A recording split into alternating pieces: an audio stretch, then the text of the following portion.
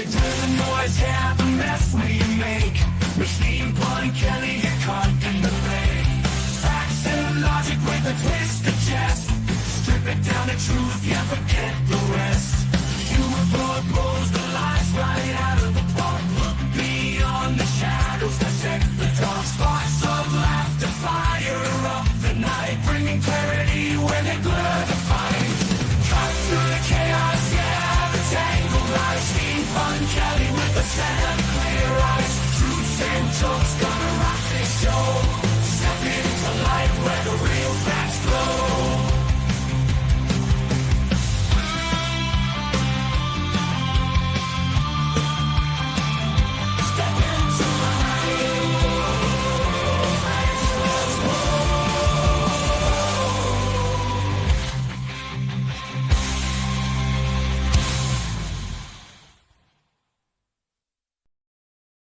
Oh, and welcome to the Punch Show. Hope you're doing okay today. We've got a few things to talk about, but the first thing I want to talk about, I don't have any graphics or anything set up for this, but I just something interesting that I was looking at, and there's everybody knows that nobody is watching the Melania movie. Even they had Callie on Fox News talking about how her mom went, and her mom was telling her that the theater was sold out, which of course, and there was standing room only, as though they can even do that in a theater. But and everybody was pointing out, the fire department wouldn't allow that and all this kind of stuff. But what I heard is that even Collie didn't go see the movie. Like, why is she talking about what happened when her mom saw it? Why isn't she talking about what happened when she saw it? You know why? Because she didn't see it. And this is what we're going to be doing now. Everybody's going to be talking about how everybody else saw the movie. And pretty soon Donald Trump is going to have a bunch of MAGAs convinced that they saw a movie they never saw. It's like Shazam in real life. Was that Shazam or whatever, that movie that was never made, that everybody remembers being made, that had Sinbad in it? Hello, Mac Truck. How you doing today? Good to see you. You're like my most faithful Twitch watcher. So, anyway, they were talking about, and it's true. I looked, and it's validated that she had $7 million in ticket sales for this. And I wanted to figure out, how can you have, like the most ticket sales in nearly 20 years and nobody goes to see the movie? And so I started looking into it, and there's a couple of things. One is just ticket prices are more than there were 20 years ago. And it's not like the last 15 years have been a series of blockbuster documentaries. You just think of another documentary in the last 20 years. The one that the last one that was more than Melania's is Fahrenheit 9/11, or what, the Michael Moore one, which was like 24 million, which was like a lot of money for a documentary. So that's one thing, is just ticket prices are more expensive. The second thing is the amount of money that went into marketing it was just insane for a documentary. It was $35 million they spent in marketing this thing. And there's no way it's ever going to recover that. It was never about the movie at all. That's number two. And this is where I started thinking, if they're going to spend $35 million to market it, what's to stop them from just buying tickets? And so I started, like peeling back the onion a little bit, and reporters that went there were reporting that, like maybe 20% of the tickets that were sold, there was actually somebody there. So, and there were like, these groups that would buy these group tickets and stuff. But basically, remember Donald Trump Jr.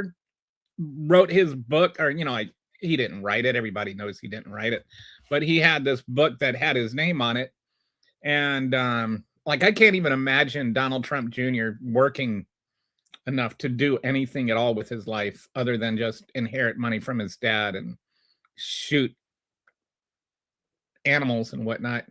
So he had this book came out in his name, and nobody wanted to buy it because, of course, nobody cares what Donald Trump Jr. thinks. Not even MAGA, not even his dad, not even his brother, not even his wife. Well, whichever fiance he has at the time. So anyway, nobody cared about what the book said. So his dad bought a bunch of his books with campaign money and then gave them out as like swag at campaign rallies and stuff. So this is not like the idea of just buying millions of dollars worth of tickets for a movie that nobody wants to see to elevate sales and make it look better for Trump. Yeah, that is not hard to see at all. So yeah, that's what I think happened. Hey Brett, you're home early today. I think hardcore MAGA are just buying. I think there's probably some that are buying tickets and then like actually not going to see it. Because really, I mean, honestly, if we're being honest, and we try to be honest on this show, nobody. Sorry, I had to wipe off my camera. It was cloudy. Nobody wants to see this. Nobody wants to see that movie. Not even Melania Trump wants. Not even Barron Trump wants to see that movie. I don't know. I hope that's a good laugh, Juan. I hope that's a good. I hope you're laughing with me and not at me. The hot mic of the premiere. Nobody in his cabinet showed up. Oh, so I'm right. Not even Barron wants to see it. I was kind of joking about that, but apparently I was kind of joking. Apparently I'm not joking at all. Nobody wants to see that. Nobody. I'd rather like wash my hands with gasoline and then dry them out with sandpaper than go see that movie. There is that movie. Like actually, Donald Trump's hell will be having to watch that movie on repeat over and over and over again. That's what he deserves. Trump is a gangster. Well, thinks he is. Democrats lowered the deficit, give us deflation, and make a better economy. Okay. Huh.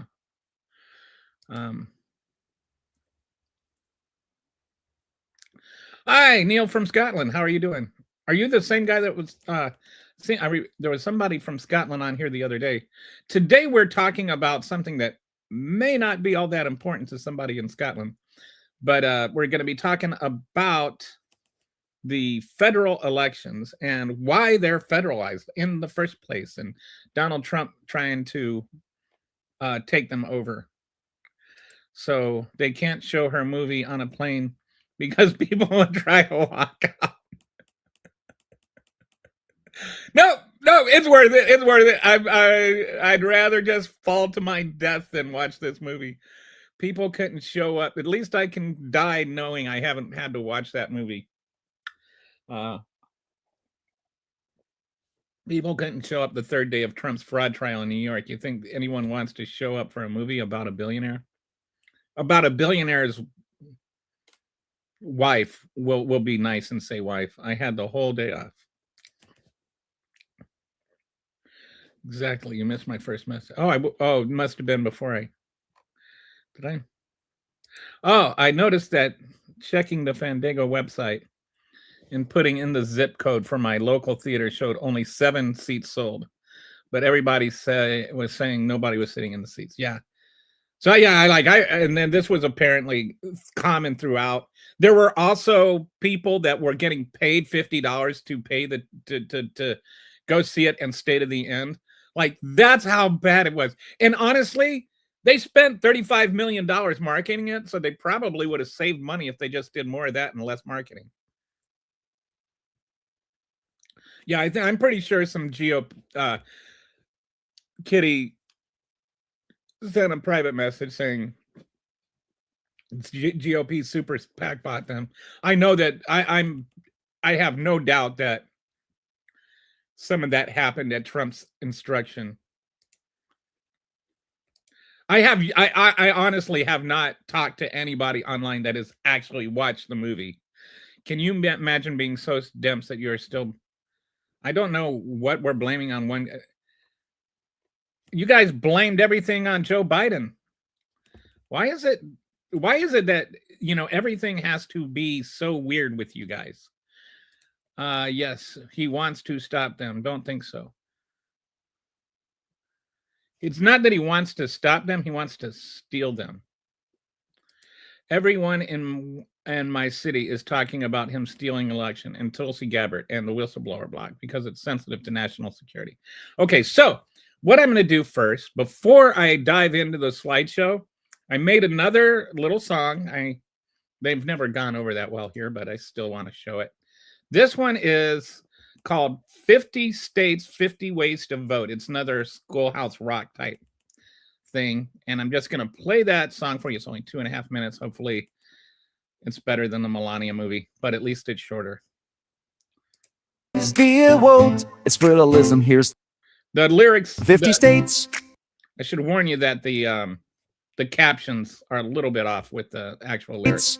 50 ways, dear Walt, it's fertilism. Here's the quote. Article 1, Section 4. You see, a SATA says the A's run elections, not D. C. Why D? The founders do it. I'll tell you straight, never didn't trust one federal state. Spread the power out from sea to sea, so no one person controls democracy. 50 states, 50 ways, that's how we count votes on election days. From county clerks to secretaries of state. Local folks make our democracy great. Paper ballots, scanning machines, mail-in votes and everything in between. Some states finish fast, some take more time, but every state is following the line. Now you might think that sounds real hard, 50 different ways to pull a card, but here's the genius hiding in the mess. Decentralization equals resilience. If one county's got a glitch or two, it doesn't crash the whole dang crew. No single point of failure here. That's what protects your vote, my dear. But now there's folks who want control. They say the states can't fill the role. Federalize, they cry out loud, but here's the truth they won't confess. It's not about making elections better, better, better, better. It's about power, letter by letter. Seize the ballots, make demands, put voting rolls in federal hands. They want your voter rolls, your SSN2ation. Call it integrity, but it's control of you. Save Act, Mega Act, bills galore. Bragine, 21 million can't vote anymore. The founders made it crystal clear. Spread the power far and near. Cause when one person holds the keys, democracy falls to its knees. 50 states, 50 ways, that's how we count votes on election days. And when they say just trust us, friend, remember what the founders knew. Never trust just one, trust the 52. Article 1, Section 4. My friend, there's straight state sovereignty's how we defend. 50 states, 50 ways, that's democracy in the USA, where it's a cold of warm. They want your voter rolls, your SSN2 sound. Call it integrity, but it's control of you. Save Act, Mega Act, bills galore. Without us, 1 million can't vote anymore. The founders made it crystal clear. Spread the power far and near. Cause when one person holds the keys, democracy falls to its knees. 50 states, 50 ways, that's how we count votes on election days. And when they say just trust us, friend, remember what the founders knew. Never trust just one, trust the 52. Article 1, Section 4. My friend, we're straight state sovereignty's how we defend. 50 states, 50 ways, that's democracy in the USA. So at least I know Kitty liked it because she was dancing at the end there. What do you think? I thought that one was pretty good, kind of like Hamilton meets Schoolhouse Rock. It was pretty catchy. And so the other thing I was thinking about, I got into looking at this also. Donald Trump specifically named 3 cities that were, we need to take a look at those 3 cities, right? Because the elections there are suspect. So I looked at those 3 cities just like he asked, and this is what I found out. Detroit is 76.8% black, 11.7% white. Philadelphia is 39.9% black, 36.1% white. Atlanta is 46.3% black, 38.3% white. So I think this might not be about election integrity, like he's trying to pretend. I think this might more be about just black people voting. So who knows? You know, there's no credible allegations that there's any significant fraud or anything in those things in those states, and we'll get into all that in a second. But I'm just saying, maybe, just maybe, Donald Trump really is a racist, and maybe, just maybe, it's not about maybe just maybe it's not about election integrity. It's about Donald Trump being able to choose his votes instead of his voters being able to choose him.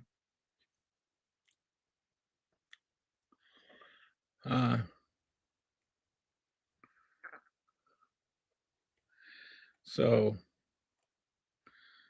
I don't post homophobic slurs on my channel there, Trump one. And anyway, that's your warning. I also ban homophobic slurs and basically like slurs. You cannot make arguments without being racist or homophobic. It is only about Trump targeting black voters, but there is also a concentration of population and education. Right. It's not only about Trump. Yes, it's not just about the black voters. It's about the voters he doesn't want voting.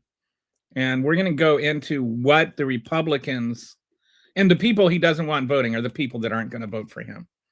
It's really about him choosing who is allowed to vote based on whether or not they're going to vote for him.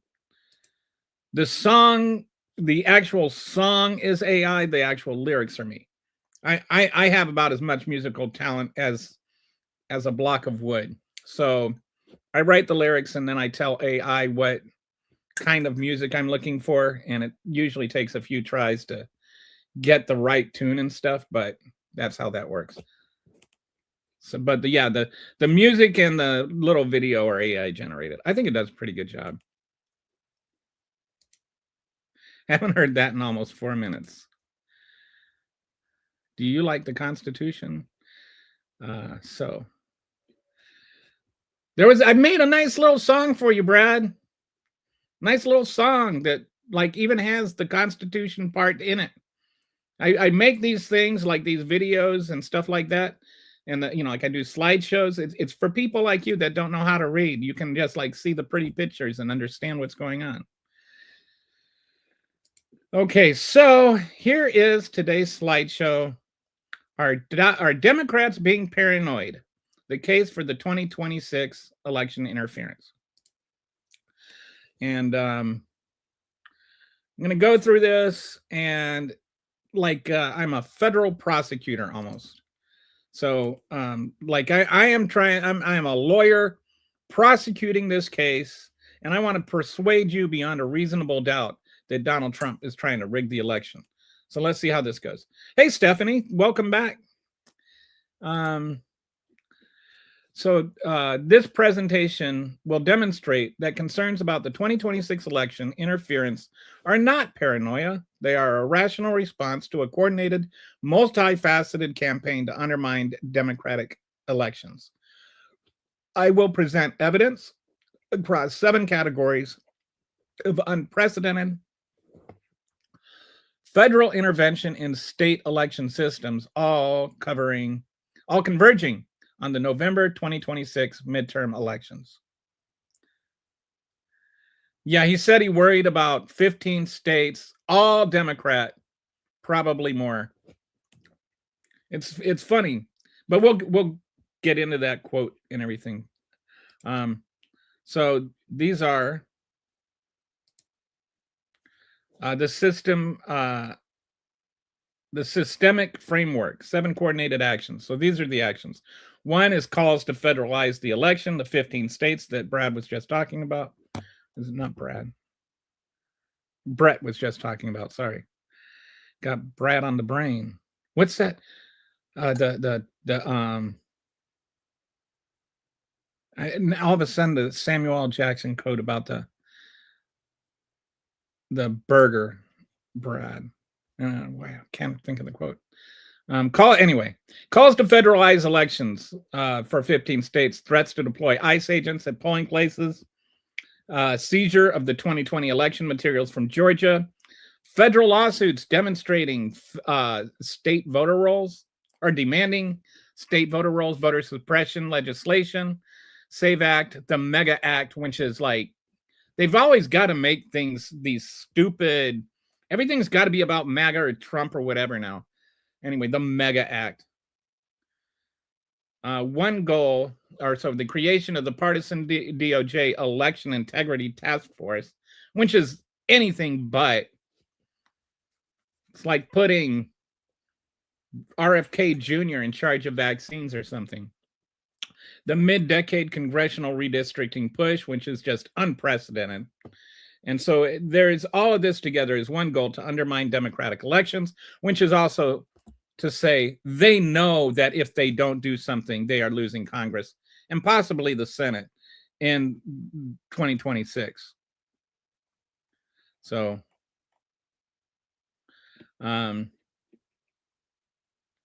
on. Oh, wait, there we go. All right, so now let me, Trump for prison in 2028. Oh, we've got some, got Patsy going to work for there. Hi, Stephanie. Bezos was only buying a seat at Donnie's table by funding that stupid movie. And it was, there was like, I think Paramount bid on it and somebody else bid on it. They were all three people that bid on it were people that had business before the federal government. Adolf Trump wants to know who voted for him and against him. That's just truly frightening. Can you imagine if any of this stuff was the other way around? Can you imagine, just think about it, if Joe Biden had said we need to federalize the elections? Can you imagine the feces slinging that would happen on Fox News? Can you imagine, like, just how, what's his name? Not Jesse, but the other one, forget his name.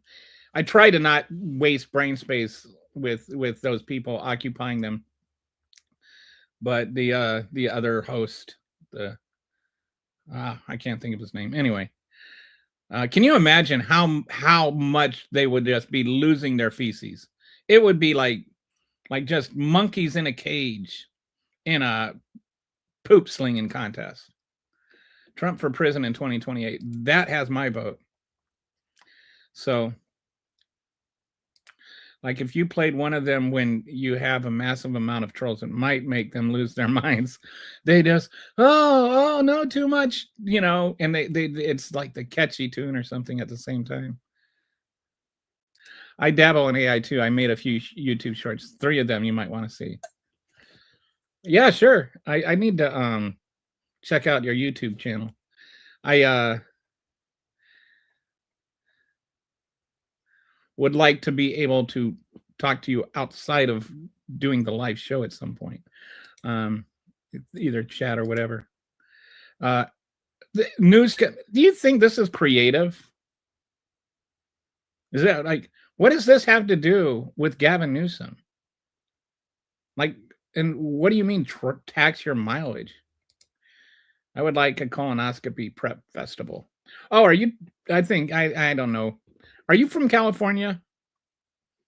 Like,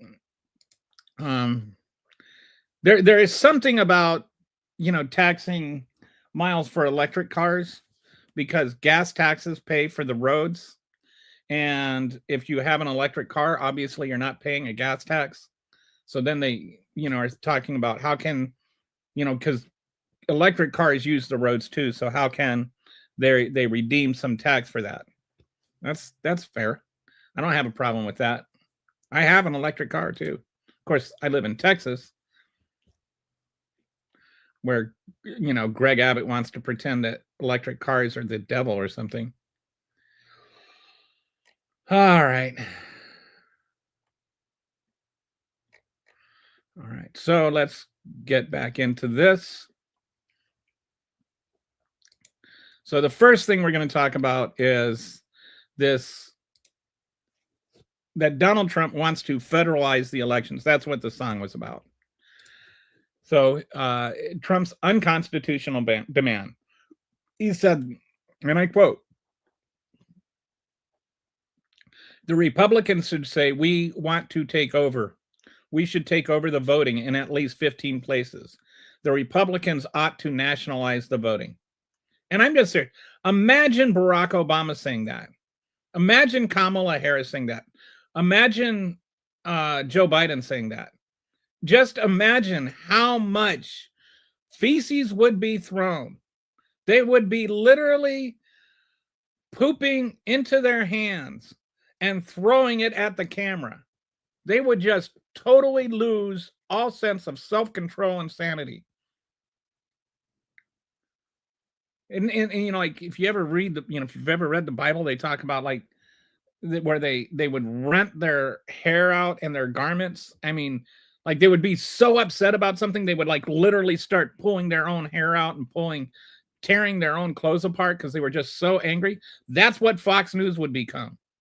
They would just absolutely lose all of their marbles if anybody said that, if any Democrat ever said that. And instead, they're just like, well, he didn't mean it. Article 1, Section 4 of the Constitution explicitly grants states the authority to administer elections. Legal experts unanimously call federalization flatly unconstitutional. This is the framers would have just, there is no way this actually is even reasonably considered as constitutional. It's the most unconstitutional thing any president has ever said.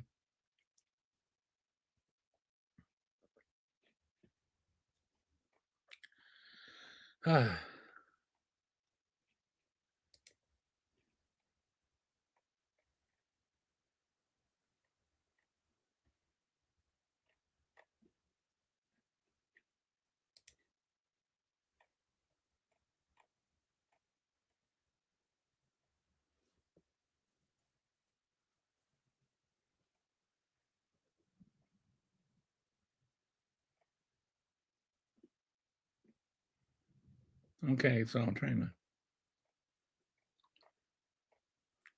Kitty says, I would like a colonoscopy prep festival. It would look like a, yes, it would look like a colonoscopy prep festival. Big Kahuna burger. Big Kahuna burger. He is trying to tax. Yeah, that that's not what we're talking about, though. Election hasn't been fair since America stole the right to vote from the cons. I don't even know what that's supposed to mean. Imagine having to walk through a gauntlet of ice into your local voting. Oh my goodness. And the second you choose wrong, you're escorted out of the back door and lights out. If you're a liberal with blue hair, they'll just say you're not a citizen and arrest you. The Bible says a lot about living opposite of how leftists live. Well, that's not really what we're discussing here. I would say that it has a lot to say about, you want to know something? Just since you want to bring this up, you know what the Bible says? Like at its core, where is the exact opposite about whole Republican philosophy of life, is that you can't worship God and mammon both. You can't be about God and you can't and money at the same time. And what is capitalism? If you really think about it, capitalism at its core is the worship of mammon. Capitalism at its core is like the thing that drives everything is money. Give yourself to money. Money is the only thing that matters. You talk to the Republican Party, you talk to Republicans, their whole philosophy of life is that the most important thing is mine. It's not the most important thing is mine. Just mine in quotes. Like that's mine. That the Republican Party is so self-centered on what belongs to them that they think that if somebody were to try to steal your wallet, however much money in your wallet is worth killing them over. They think that the power of mind is greater than the power of human life. See, I don't think Republicans really believe in the gospel at all. Because if they really believed in the gospel, they would preach the gospel to the muggers. They wouldn't want to shoot them. Because if they preach the gospel to them and they get them saved, then, you know, they get a notch in their belt. If they preach the gospel and don't get them saved and get mugged and killed instead, they're with Jesus that day. So I don't really think that, you know, they believe that. I think they just use the Bible as a weapon, which is also unbiblical. Thank you. Elon brought the election for Trump in 20. I don't agree. I don't believe that. I don't think that the 2024 election is any more stolen than the 2020 election. And for the same reasons. It's just impossible. Which we'll go into that today. That's a big part of the reason I don't want the elections federalized. There's all these different systems and you know, and you just it's not flipping one button. It's not, and all the voting machines are air gapped. There's just not a feasible way to do it.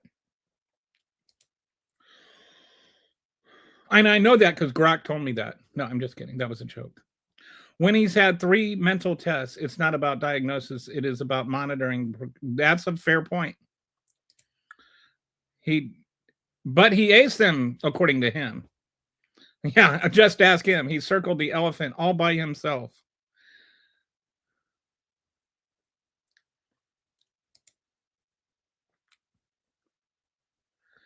Convicts are stripped of voting. That depends on the state. Convicts are stripped of voting rights after they have served their time. Some states that's true. In some states it's not. Like he's pooped himself the other day. If you turn the volume up all the way, you can hear it. Is that the one where they like cleared out the Oval Office and you can like even see the one? I think she's wearing a green dress or something. You can see her holding her nose or wrinkle her nose or something. I've seen like people that have gone through and highlighted videos where he was clearly not smelling well. Dem's most important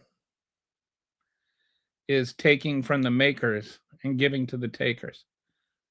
What do you base this on, Joe? What honestly, if you want to really have a discussion where you're not just saying things, please tell me what is your basis for saying this?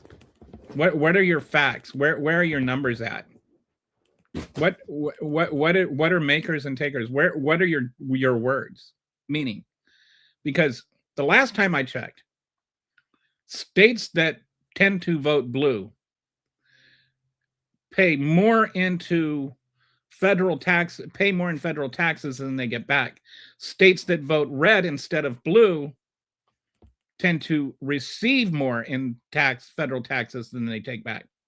So the actual reality is that red states tend to be more the takers and blue states tend to be more the makers. But it's more complicated than that. There's people in all states that are both Democrat and Republican. I have to jump to Lowe's before it gets dark. Have a good day. All right, well, you know, I maybe try to drive instead. You don't have to jump all the way there. That's a long jump. The host believes in voter fraud. No, I don't believe in voter fraud. I never said anything about voter fraud. Where did I see? Voter fraud means that voters are doing the fraud. He is the worst president in so many ways. Oh, I see what you're saying. Oh, literally, yes. I can't use that word because it's monetized, but I have to agree. He is the poopiest president. And there are people that has worked for him that have said that. And did you see there's a video of a guy This came out before all the elections and everything. From when he was The Apprentice, they had a guy that they called the diaper guy. And his job, a big part of his job, was changing Trump's diaper and having to clean him up, which I cannot think of a more repulsive job than that. How do you put that on your resume? Like, diaper guy. Can you think of anything worse than being the diaper guy?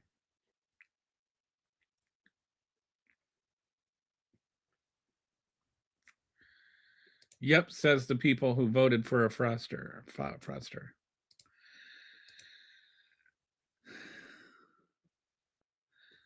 Trump only poops his pants always. What else you got?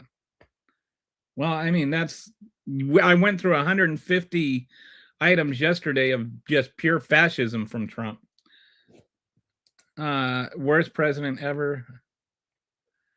All right. Yes, Joe Biden was a much better president than Donald Trump.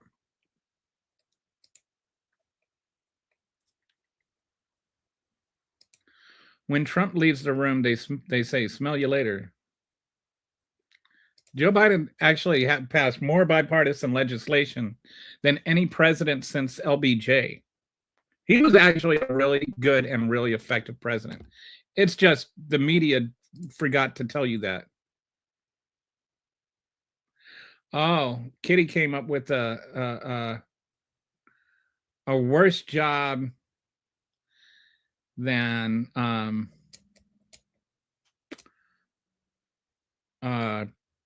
Trump.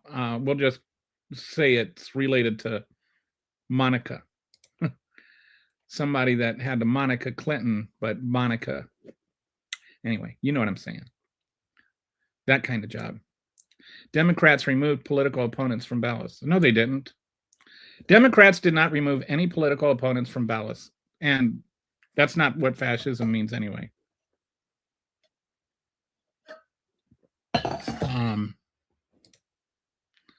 I don't think anybody... That hill, you do not have to worry about dying on. I think that's Laura Loomer's job, though.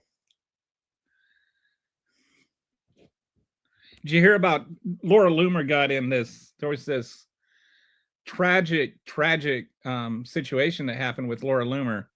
She fell asleep in the tanning bed and her face melted. That's why she looks the way she does. You have lost mind. You have lost mind. I just want to say this one more time. You have lost mind. I think if you're going to say somebody lost their mind, you should be able to, like get all 5 words correctly. Biden forced mandates. Biden had a vaccine mandate. That is not what fascism is. And no, the Democrats did not do that. Somebody sued Colorado to not have Trump on the ballot because the Constitution says you can't be on the ballot. So some people tried to get one person removed from one ballot because the Constitution says he couldn't be on there. That does not equate to all Democrats removing all Republicans from all ballots. So maybe try a little bit of intellectual honesty, David.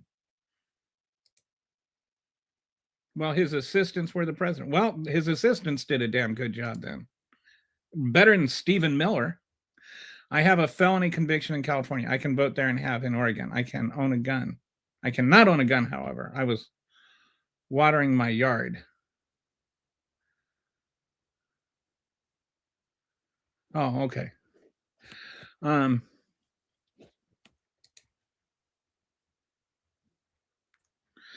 President Joe Biden signed hundreds of bills into law during his term, including major legislation like Infrastructure Investment Jobs Act, Inflation Reduction Act, and Chip Science Act,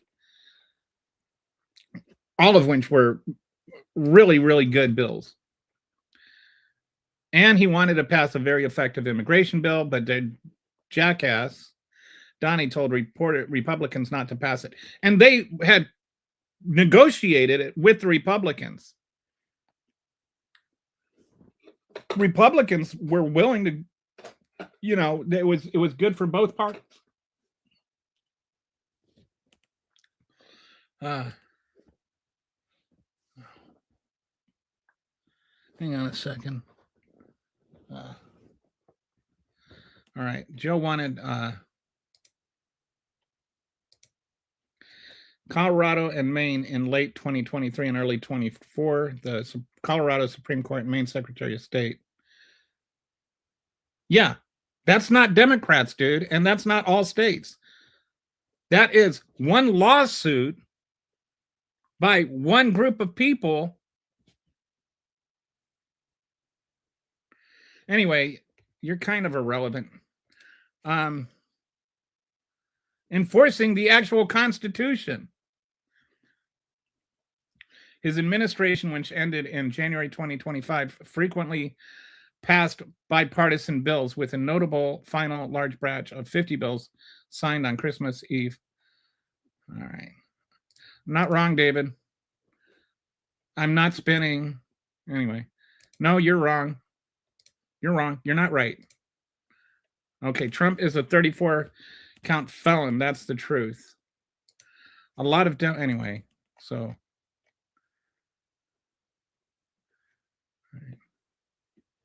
You got a guy that I think I'm going to start getting rid of people that just try to dominate the conversation too. If I respect you enough to answer your question, don't try and hijack the show. So David's gone. In the light of the new files release, politics feels pointless, and this is all curated outrage to get us to fight. I don't think it's all pointless, though, Skippy. I hear what you're saying, and I certainly think that things are important. But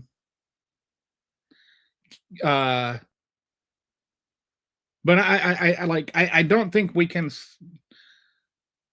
It's like if somebody's firing a gun at you and a truck is driving at you at the same time, you can say, oh, the gun's going to kill me if I don't move out of the way. And you can say the truck's going to kill me if I don't move out of the way. Like, because there are two things that can kill you at the same time, one doesn't make the other unimportant. And so the very basis of our democracy is at stake. And all that's going on with the Trump files and the Epstein files is also really important.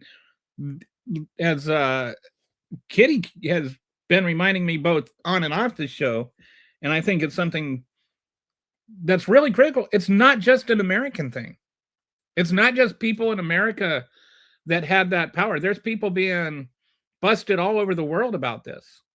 It's an international thing. It's a global thing.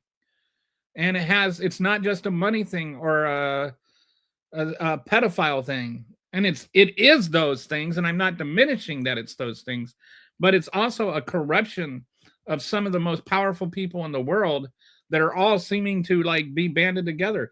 I never thought that the QAnon would be right, but it would be Donald Trump that was at the helm.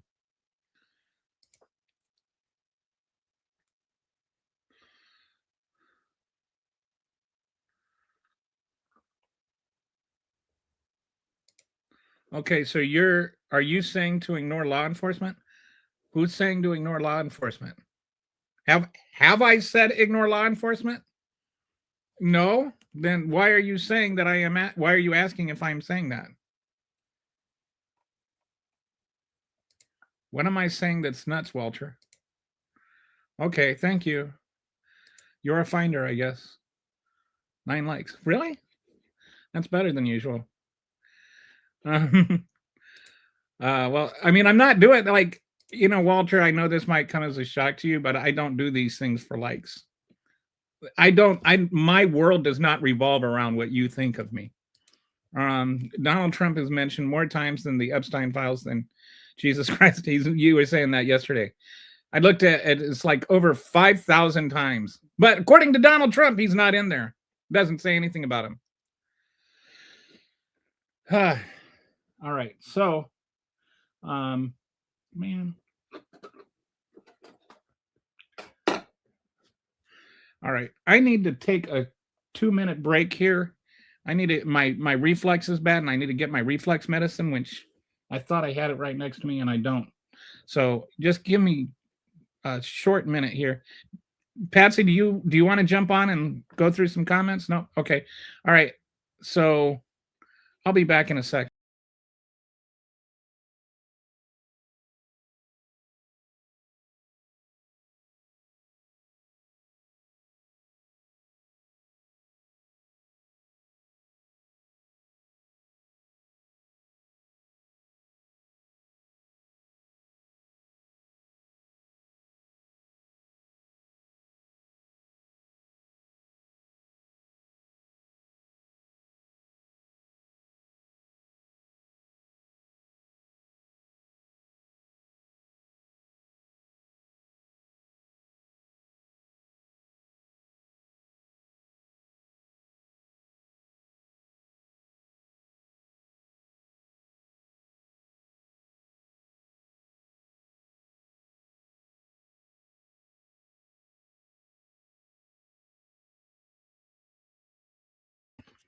Okay, I'm back.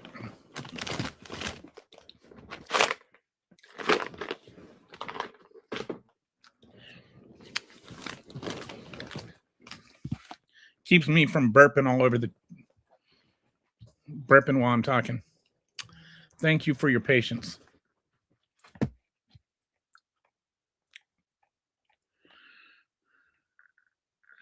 Impeach Trump now. You're like a horse trying to fix merry-go-round. Okay. Whatever that means. Come on, Patsy. That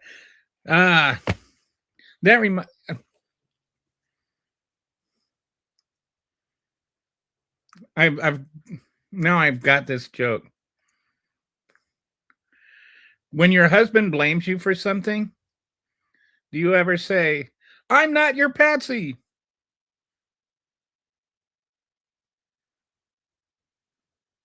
No.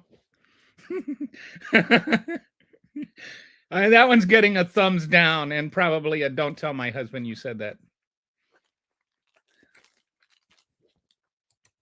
Okay, I love how he ignores the fact that it is bad not to comply with law enforcement. I don't know what you're talking about. Did you know that law enforcement doesn't just being law enforcement, you actually have to also abide by the law? You can't just go around demanding that people get out of their cars. You actually have to follow the law too. And did you know that ICE has absolutely no authority over American citizens in most instances? And there was no reason for him to tell her to get out of her car. And so that doesn't justify murdering her, Walter.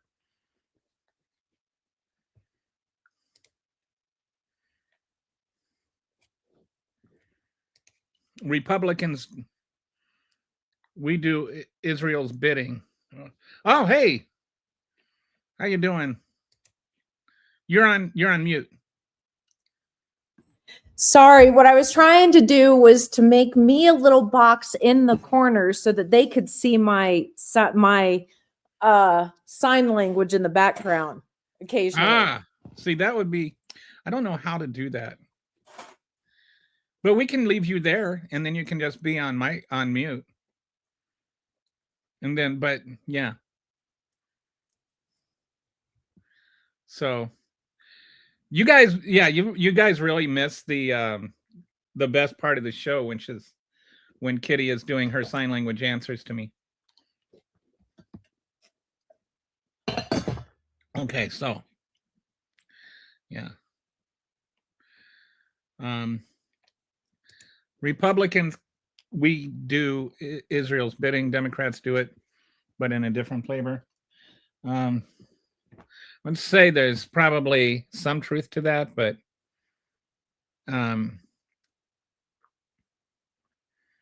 I like Republicans are more about doing Israel's bidding, and it has nothing to do with the Jews. It has to do with trying to bring the Lord back and fulfill this prophecy. It's more of a MAGA right wing. What's the word?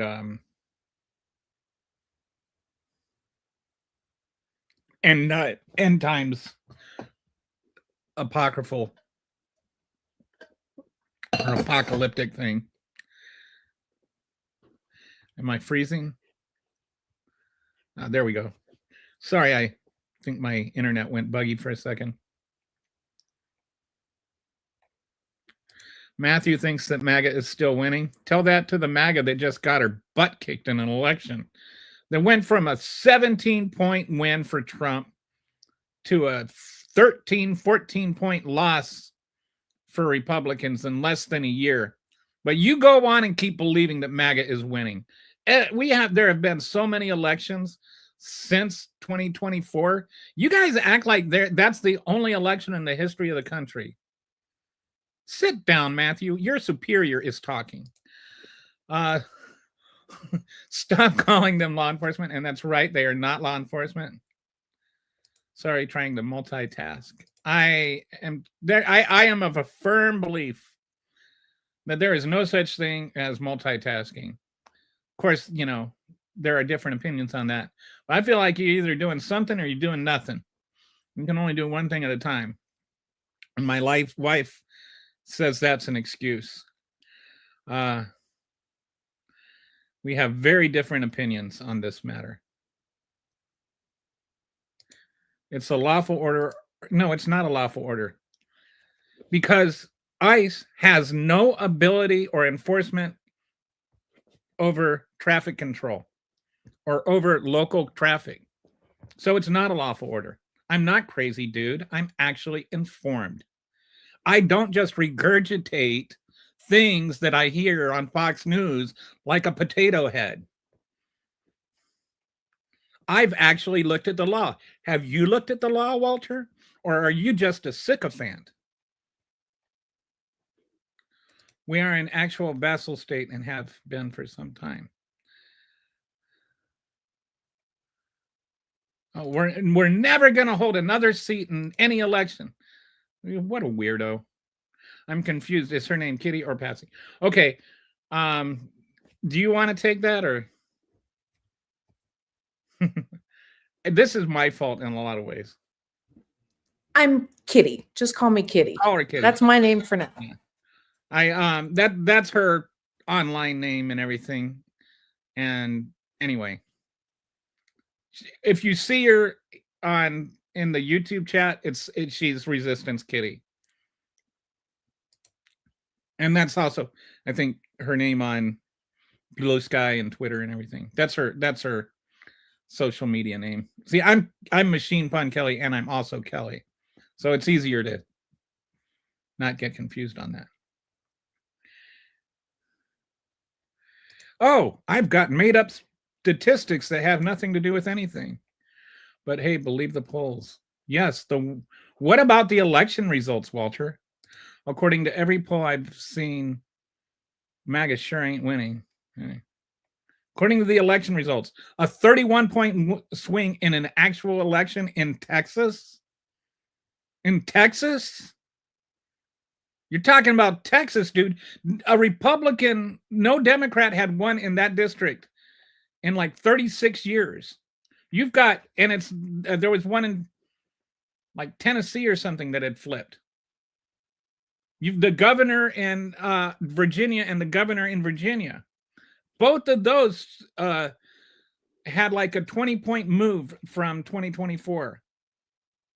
There was the election of the judges in Florida or in Georgia. There were like a 40-point swing. These are not anomalies. Perhaps you should try changing the channel and maybe you'll learn something, or just turning off the TV set entirely and learning how to read.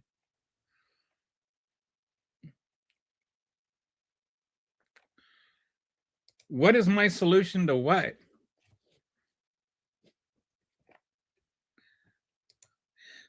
If you're talking about, you know, election stuff, there's no problem to solve. They're inventing a anyway. So that actually reminds me, I should get back into actually doing this. All right, so Thune, I'm not in favor of federalizing elections. I'm a big believer in decentralizing and distributing power. That's what he said in response. And even Mike Johnson says it's always been the responsibility of the states to administer elections and a system that works well. Exhibit B. So Exhibit A, how do we know that Trump wants to federalize the elections? Because Trump said he wants to federalize the elections. That's Exhibit A. Exhibit B, ICE at the polling places. All right. And so this is all in this Trump created, Bannon created, GOP created myth that there are just tons of illegal immigrants voting. It's not a real thing. And so Bannon on his podcast said, you're damn right we're going to have ICE around the polls come November. We're not going to sit here and allow you to steal the country again. The country was never stolen. The Democrats won an election. The election was never stolen. There's never been any evidence to suggest, like actual real evidence. I don't mean Trump saying stupid things. I mean actual real evidence that the election was ever stolen. But is it legal? Is it even legal to have ICE surrounding the polls? No, it is not. Federal law explicitly prohibits deploying federal force troops or armed federal law enforcement to any polling place. It's against the law. And I say it so many times on this show. If you have to break the law to enforce the law, there is no law. Federal law prohibits any activity that intimidates voters. And under the Voting Rights Act, victims only need to prove they were intimidated, not that intimidation was intended. Of course, the Voting Rights Act doesn't mean anything to this Supreme Court. Okay, so let's see what we've got. Some comments up here. What is wrong with ICE at voting places? Well, you know what's wrong with ICE at voting places? It's against the law, as I just said. But ICE is not just right now. They aren't just attacking illegals like you guys like to say. No, they're snatching people that are brown with accents. They're attacking legal citizens. They grabbed an American citizen out of his house and dragged him in the middle of a Minnesota winter outside in his underwear. So that's what's wrong with ICE at voting places. What's wrong with ICE at voting places is you're intimidating deliberately non-white people and Democrats from voting. You're trying to scare people away from voting. That's what's wrong with it. Not people voting illegally, but people voting legally. But it's also against the law. Stephanie points out it's not their job. Their job, ICE's mission, that's actually a really good point. The other side, ICE's mission is not to protect voting polls. There's nothing in there that said that ICE's job is to apprehend illegal immigrants. Yes, he wants to steal everything he can. His greed knows no bounds. He would eat a baby alive if he thought it would increase his money and power. Hey, Kitty, has he done that yet? Is there anything in the Epstein files about him eating an alive baby? Because that's about all. That's how close we are to him actually being the fulfillment of all things QAnon. If he actually drank a baby's blood, then what is that anyway? The so-called thing that's in the baby blood. What? Yeah. Why? Just Why the bleep would ICE be at voting places? And it's 100% to intimidate people of color and prevent them from voting. None of this stuff. Let me be perfectly clear. None of this stuff has to do with keeping illegal people from voting illegally. The percentage of votes that are cast illegally, whether by, in any way, shape, or form, over the last 45 years, is like less than 1 in a million. It is so rare and so unusual that they are trying to create an illusion that there's a problem, so that by solving this problem, they can actually prevent people from voting legally. So what they're doing is they are going after the legal ways that Democrats vote and the legal people that are voting who are Democrats. So what they're doing is they're saying, oh, we can send ICE out, and they're not, as we talked about yesterday, they say they're not racial profiling. They're just looking at people based on their skin color and accents. Where they send those people? Where are they sending ICE? They're sending ICE to the places where would they be sending ICE? They're not going to be sending ICE to the voting polls in red districts. Trust me, bro. Our elderly won't care. I don't know what that means. Or legacy. Why don't we have the National Guard and the Marines there too? Well, who says we're not? There's a lot of people that are speculating that that's why he's looking for martial law, or he's trying to get justification for the Insurrection Act. That's why he's out there trying to provoke people on the streets of Minnesota, so that then he can say, oh, Insurrection Act, and then he can put National Guard and active duty military in front of poll places.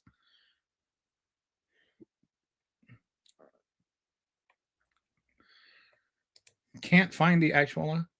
Actually, dude, the actual law, if you want the actual law, I'm pretty sure it's in the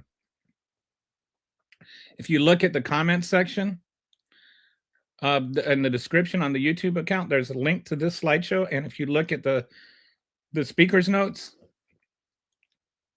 you should be able to find it there.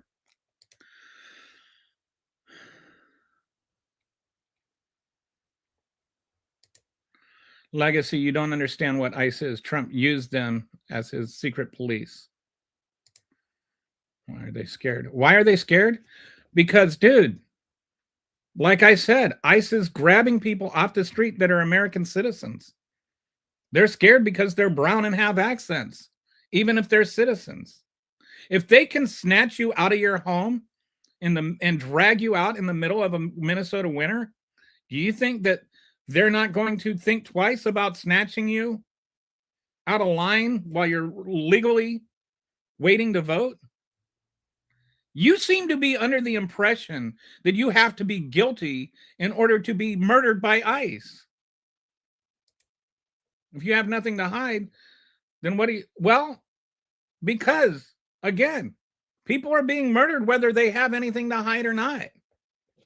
That's why we talk about due process. And with Trump, you guys kept saying innocent until proven guilty. And when we talked about Trump, Trump was going through due process. Like, he was investigated. He was charged. Everything went through a grand jury. He was arrested. He had trials. You guys want to deny all that stuff happened. And now you're just like, well, if you didn't have anything to hide, why are you not worried about me? Because people are being shot and murdered. People are being dragged out into the street in their underwear. People are being detained in concentration camps for days at a time. American citizens. So yeah, do you think that they're going to send them to voting polls in whatever Palm Beach County that Donald Trump votes in? No. Maybe you need to just stop being a dick, Vic.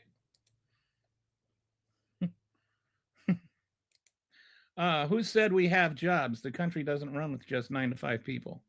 Or who said we don't have jobs? Yeah. I mean, like, it's just another way of being dishonest. That's all they have is dishonesty. I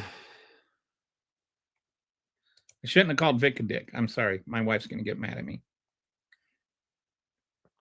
Although he kind of did deserve it because they know legal citizens have been taken.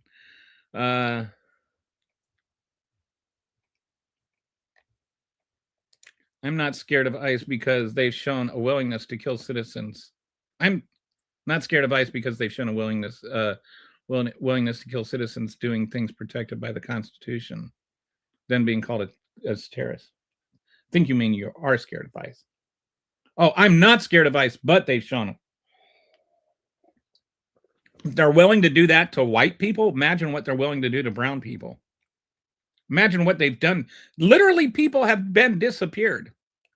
There are people that have just been disappeared. They have a 99.9% accuracy rate. This is like a completely made up number. That is the most made up number in the history of made up numbers. And I just made that up. And it's still more realistic than your 99.9% accuracy rate.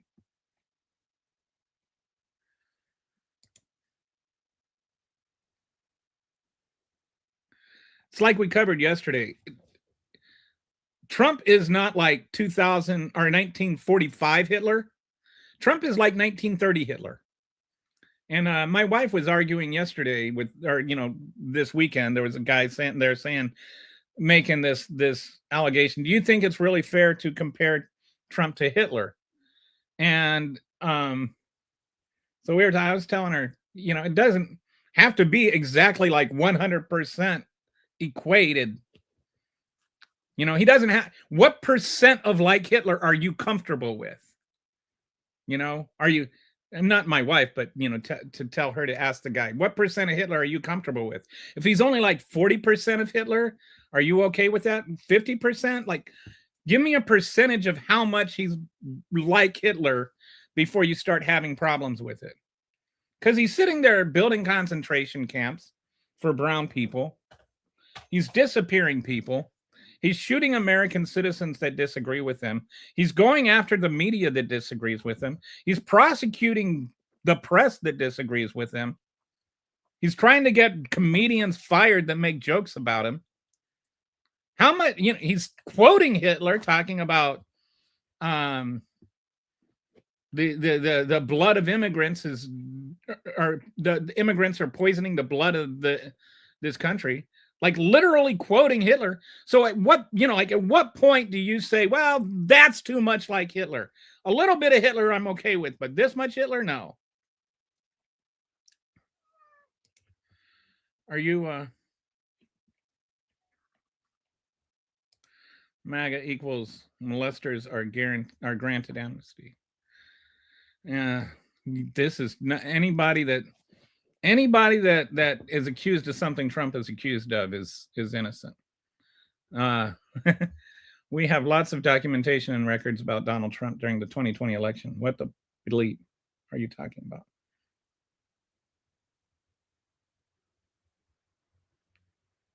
No, I don't know if you're talking to me. To clarify, there are lots of there are lots of documentation and records that Donald Trump lied about the 2020 election being stolen, and that he knew he was lying, and that he did things like get these fake electorate schemes going and tried to overthrow the country with this whole charade.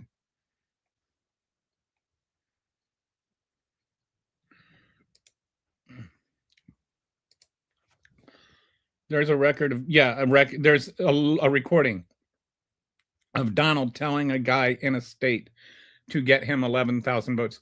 This state, by the way, thanks for the segue, so I can get back to my slideshow. Perfect segue. The state of Georgia. Whoops, hang on. Let me hide that. Okay, so Georgia, he's gone and seized the ballots in Georgia because of some crime that's being investigated, some mysterious crime. So January 28th, 2026, he seized 700 boxes of 2020 ballots and election materials. These ballots have already been counted 3 times. Multiple audits found no fraud. Warrant affidavit was sealed. DNI. Tulsi Gabbard was present. I'm not aware of something like this happening ever before. This just looks like a way to use the might of the federal government to further Trump's voter fraud narratives. What I think probably precipitated this is because one of the things that was seized was the tapes, and when you count ballots, you have to wrap tape around it to verify that that's the number of ballots that are in that bundle. Like, so if it's like 100 or 1,000, I'm not sure how many it's supposed to be in a bundle, but then whoever the person that wraps them is supposed to sign that tape. So it's like 100 ballots, then you sign it, and then it's 100 tapes, and then that's validated by the signature. Apparently, like 350,000 ballots in these bundles that were signed weren't signed. The tape wasn't signed. That does not mean the ballots weren't cast. That just means that the person that put the tape around them forgot to sign their name. And so the Trump administration and the right wing has tried to make it look like this means that Georgia stole the election. This is not even an issue of law. This is just a policy. And it's a mistake that somebody made, and, whatever. But this is the important part.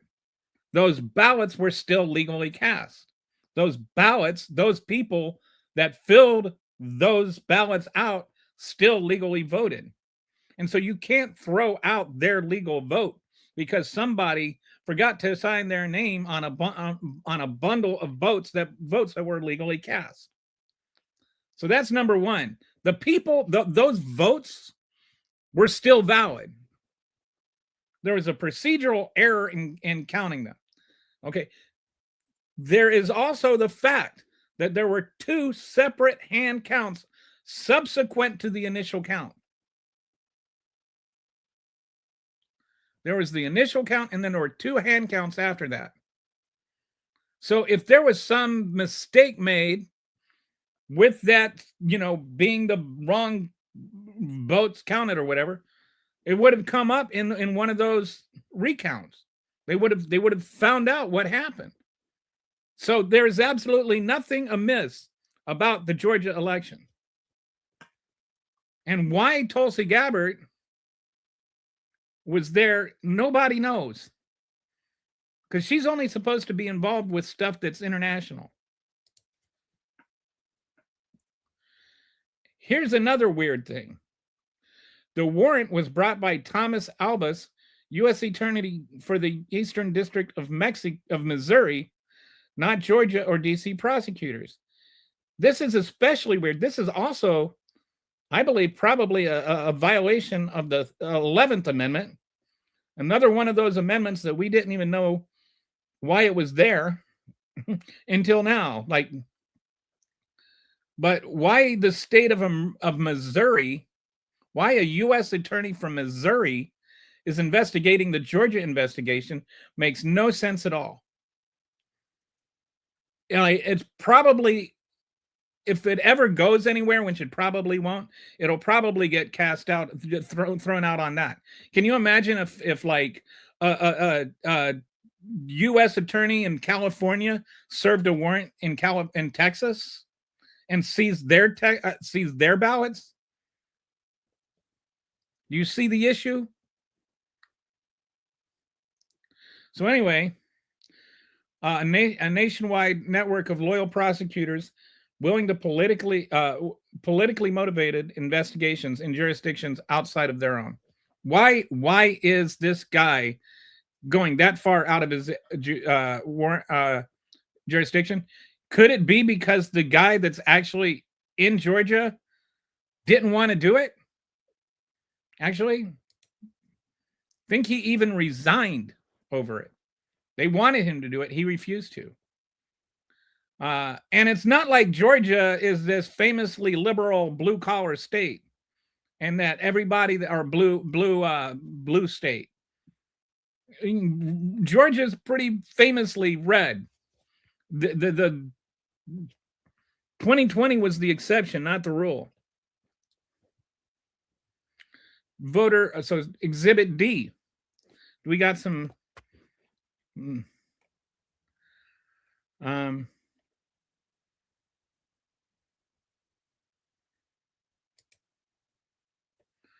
Who's denying elections? Are you this stupid? Really? I don't know. Trump is a clown. 10% of less than 10% of more. 10% of less is less than 10% of more. Crazy, huh? I don't know what that means. Who is stealing elections? Well, it looks like Donald Trump is trying to. That's the point, Stinky. Stinky butt cheek. I've seen a lot of people like name themselves after Trump in creative ways, but that one probably is the most honest one yet. So congratulations on that.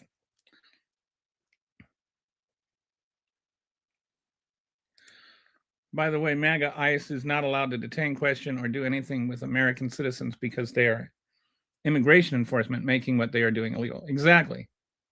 I think there are 3 reasons that ICE can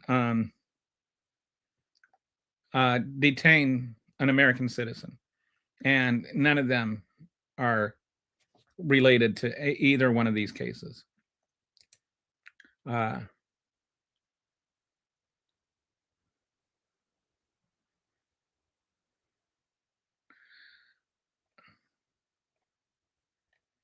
That's just you being intellectual. I don't know the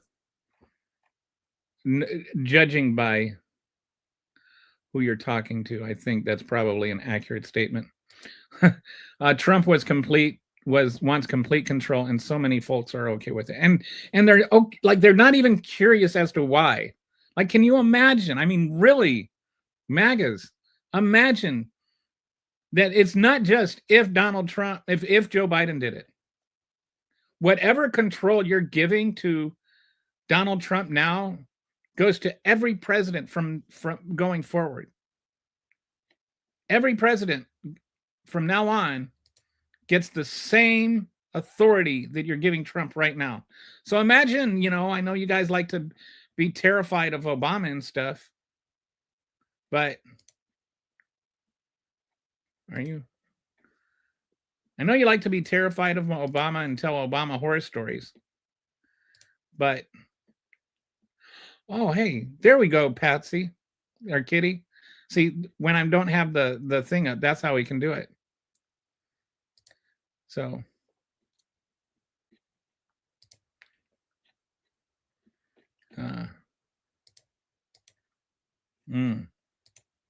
there we go.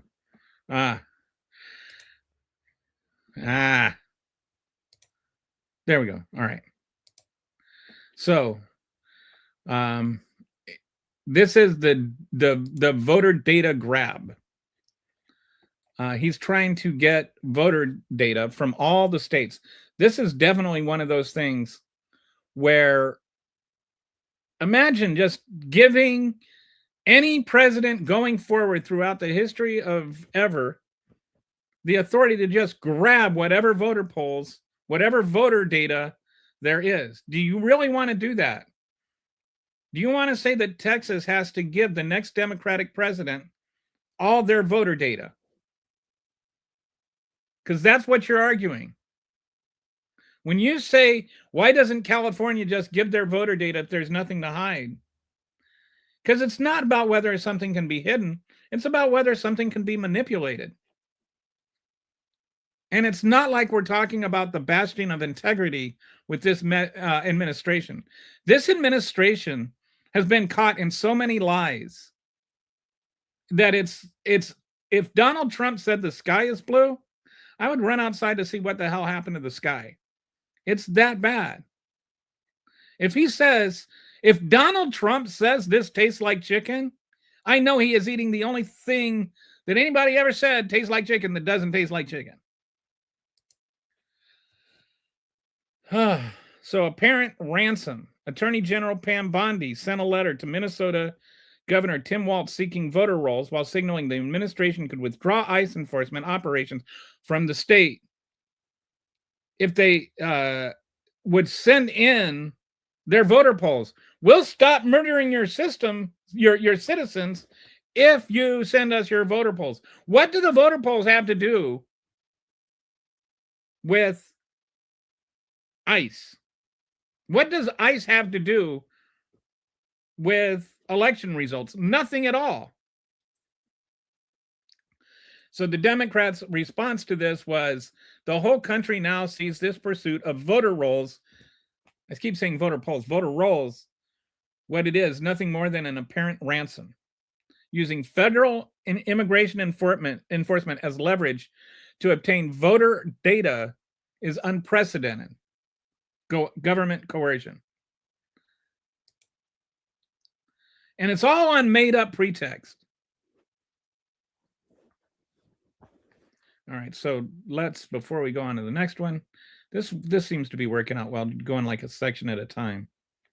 All right, so, and then we'll do that. Well, okay.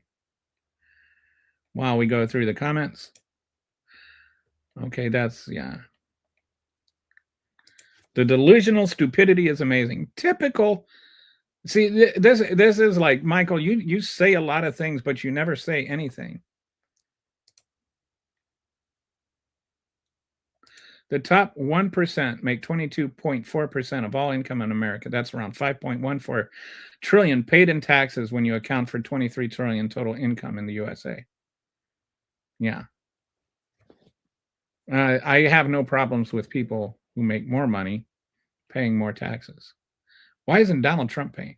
And that's, there's, I mean, I know, I don't think you're disagreeing with me, but one of the things that I think is interesting is when you talk about income earners, and you've got people that are billionaires and like 100 billionaires that are triggering a loss. Does that, I don't know. I don't think that they're included.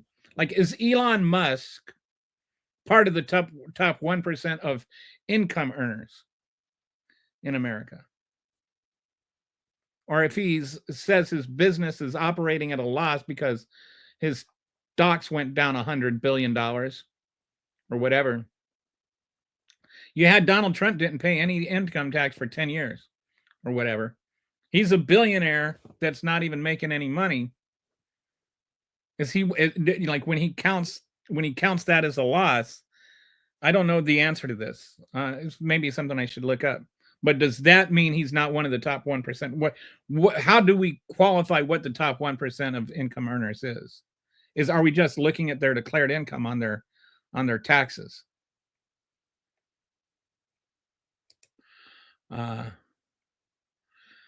Jim Bob, they're not. Is there somebody really commenting named Jim Bob? Jim Bob, that doesn't sound like a redneck. Jim Bob, they're not supposed to get voter rolls, which is one reason they were invading Minnesota and brought. Yes, this is part of the whole.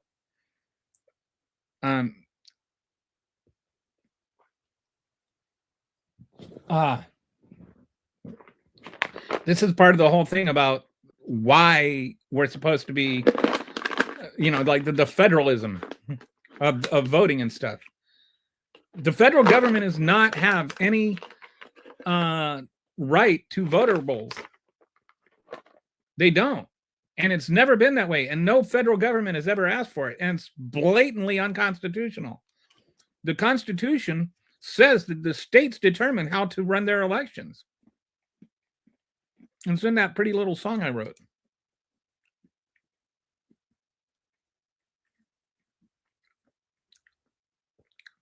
In Michigan, they can automatically register everyone 4 months before the 2020 election. So it's Michigan. Michigan's allowed to do that. There's nothing wrong with that. They're not illegal. They're not registering people that are here illegally. They're not registering non-citizens. They can do whatever they want.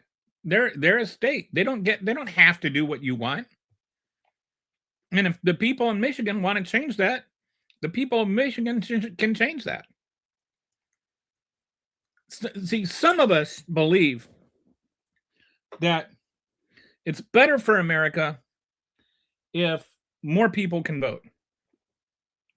Like, more people voting is better than fewer people voting.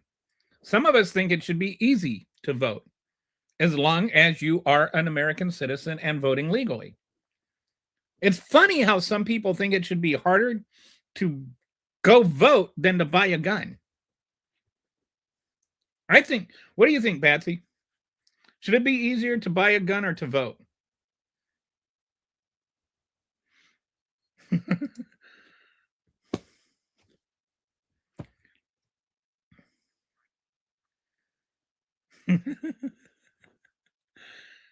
It's like my anger translator in sign language.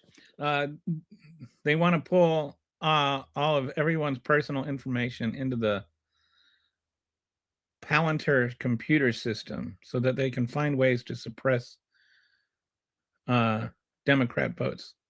Are you catching on yet? Yes. They are when they talk about ICE going to intimidate voters at the polls.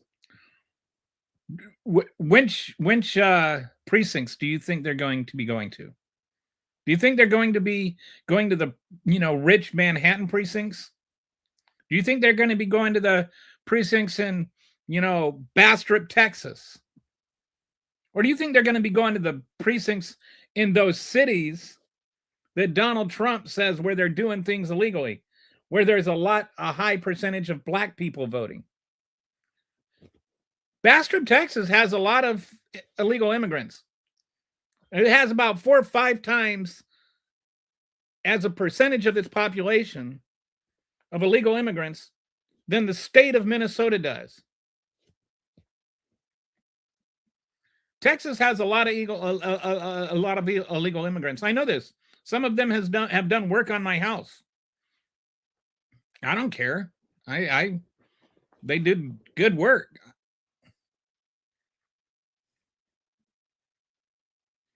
I tend to think of the people as people, not legal or illegal. But they're not sending out ICE. There's been a couple of people picked up by ICE, but they don't have thousands of ICE agents walking around my city.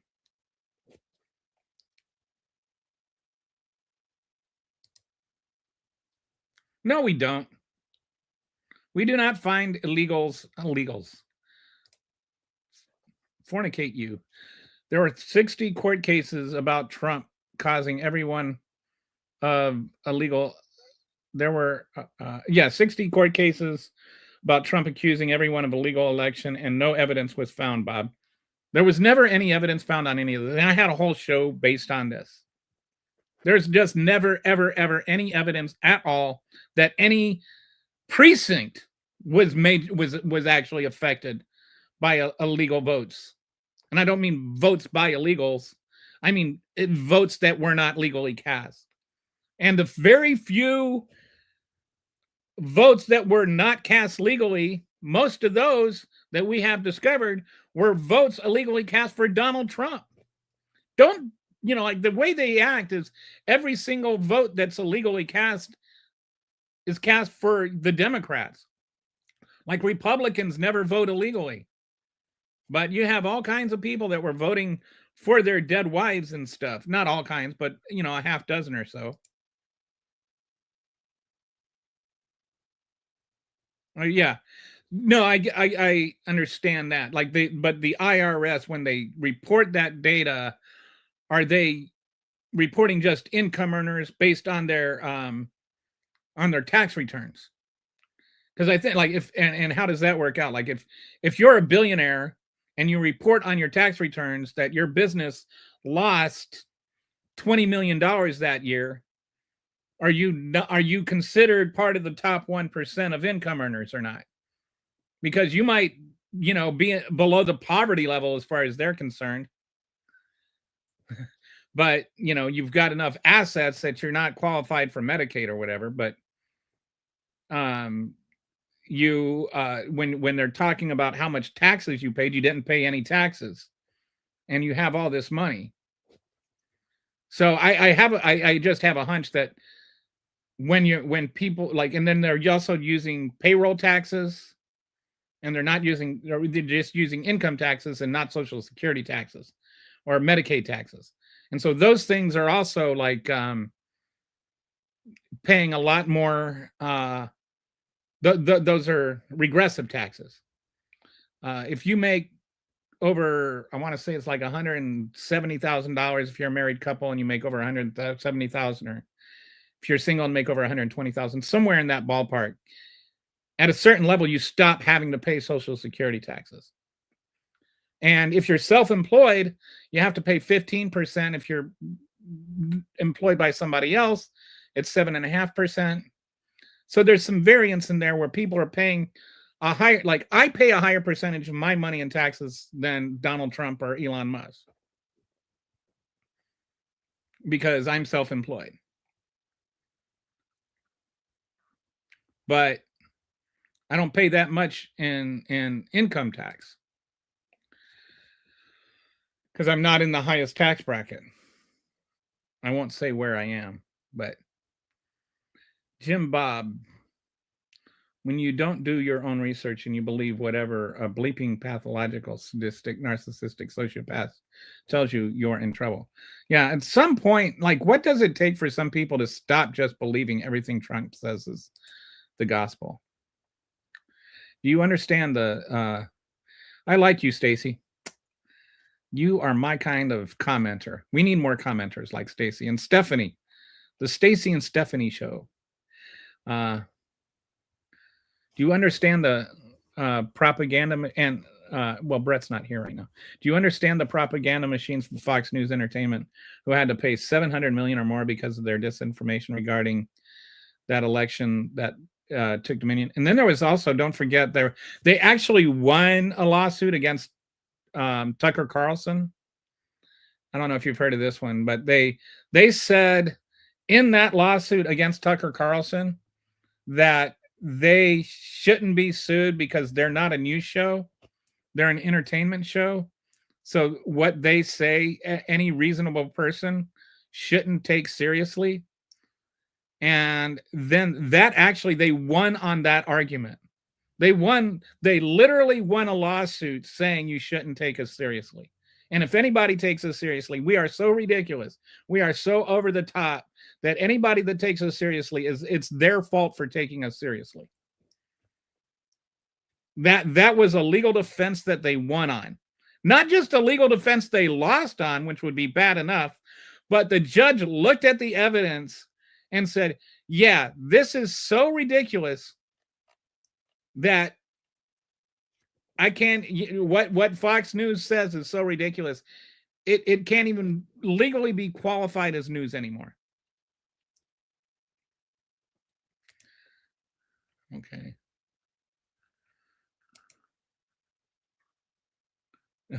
Guess who's not in the Epstein files? Biden and Obama. Okay. So Raven says, but the president is not a state-specific office. I don't know what you were saying that in response to. Maybe to another comment. And it's right. The president is not only not a state-specific office. The office of the president is deliberately excluded from the Constitution anywhere in terms of elections, if you notice that. And I don't think that's just an accident. The framers were very deliberate in not including the president as having a say in who wins elections. Because you think about that, there were no term limits at the beginning, right? So you could just keep saying you won the election. And, it's like putting a basketball team, having them also do the reffing. If a basketball team can do the reffing, they're going to win a lot of games. They're not going to lose a lot of games, especially if you get a dishonest basketball team. All right. Oh yeah, they do have Obama in there because they can't exploit and manipulate them. Oh, so they had the Obama, the mention of the Obamas was that the Obamas didn't want to have anything to do with them. Is that what you're saying? Is that right, Patsy? Or Kitty? More or less. I have not spent a lot of time on the XI. Okay. So let's pop this back up. Whoops. All right. Right. I don't know why that happens. Sorry. Trying to. There we go. We're back to here. Voter suppression. The SAVE Act. Let's talk about the SAVE Act. This is one of those things that Republicans love to talk about. Voter IDs. So the SAVE Act requires documentary proof of citizenship to register to vote. Requires a birth certificate or a passport. Does not accept a driver's license, a real ID, or a military ID. This and Republicans are like, well, what's wrong with that? What's wrong with being able to prove you're a citizen? If you're saying you shouldn't have to prove you're a citizen to vote, then you must be wanting people that don't vote. That's called a false dichotomy, right? So let's look at why people would actually, let's honestly look at why people don't do it and why Republicans want to push this through. Because there just is not a significant problem with people voting illegally. Right now, it's against the law to vote if you're not a citizen. If you get caught, let me just come back here for a second. Let me pop on. So it is not illegal, or it is illegal to vote if you are not a citizen. It is a felony to vote if you are not a citizen. And I don't just mean if you're here illegally, I mean if you're not a citizen. So if you're here on a green card and you're not naturalized yet, you cannot vote.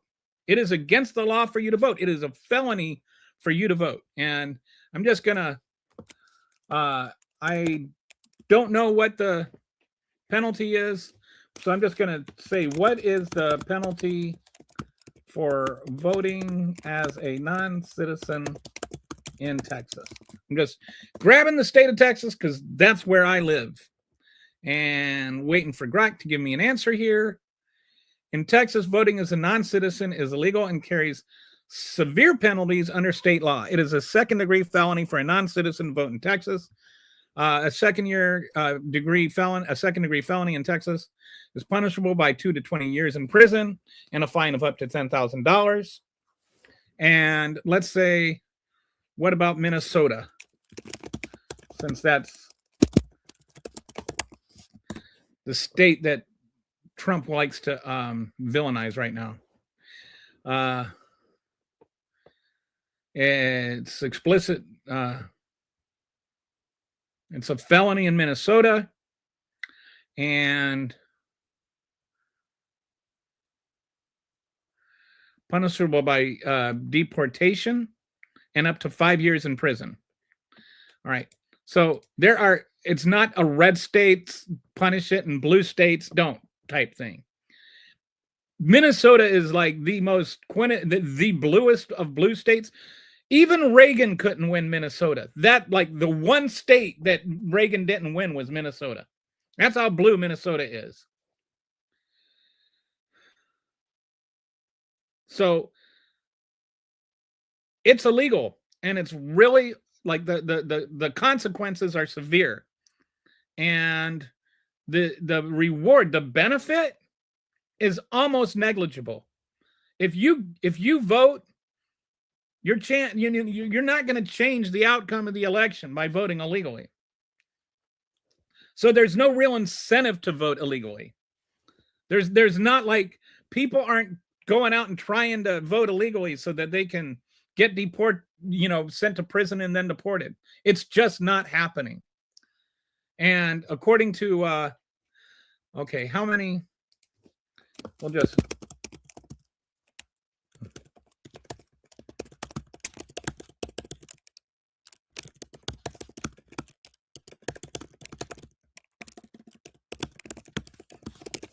We're just going to ask Rock this question. How many non-citizens have been convicted of voting in the last 25 years? There's no single comprehensive.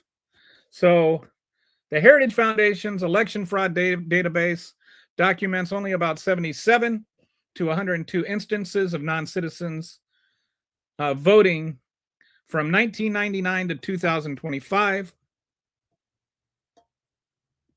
With about 77 between 1999 and 2023, around 68 to 80 in broader cases. The Brennan Center for Justice found only 41 cases involving non-citizens registering, voting, or attempting to vote over decades. And this database, by the way, this database is not just presidential elections. This database includes school board elections. It includes, city council elections. It includes primaries. It includes every single election that is held in the country since 1982. So, out of billions of votes that have been cast, they have found at most around 100 that are cast by non-citizens. And that includes non-citizens who are here legally and non-citizens who are here illegally. And of those non-citizens that are here illegally that have cast ballots, not one of them would have been prevented with the SAVE Act because they had fake passports. That's how they registered. So telling non-citizens that they have to show their passport, they can show their fake passport still. It doesn't prevent them from showing fake passports. Why they do it, I don't know. But it very rarely happens. Sometimes, like there was a guy in Canada, an immigrant from Canada, who did not know he had a fake passport. His parents, from Canada, no less, and this guy was a MAGA in Florida, of all places. I think this is funny. So he's a MAGA voter from Florida. His parents brought him over when he was a kid and never told him he was secretly Canadian. And they got him a fake birth certificate when she got, for his passport and everything. He got it. So he had this fake documentation showing he was a citizen when he wasn't a citizen. So he thought he was a citizen. His parents never told him otherwise. Then they found out he wasn't, and they were they were ready to prosecute him for fraudulent voting. That's one of those cases of non-citizens voting fraudulently. So anyway, not everybody that's a non-citizen voting even knows they're a non-citizen while they're voting. What about them apples? Is it okay if Canadians that think they're MAGAs, is it okay if they vote fraudulently? Or is it all just, brown people that you're upset and angry about? Are you more sympathetic if it's a Canadian guy that was lied to by his parents?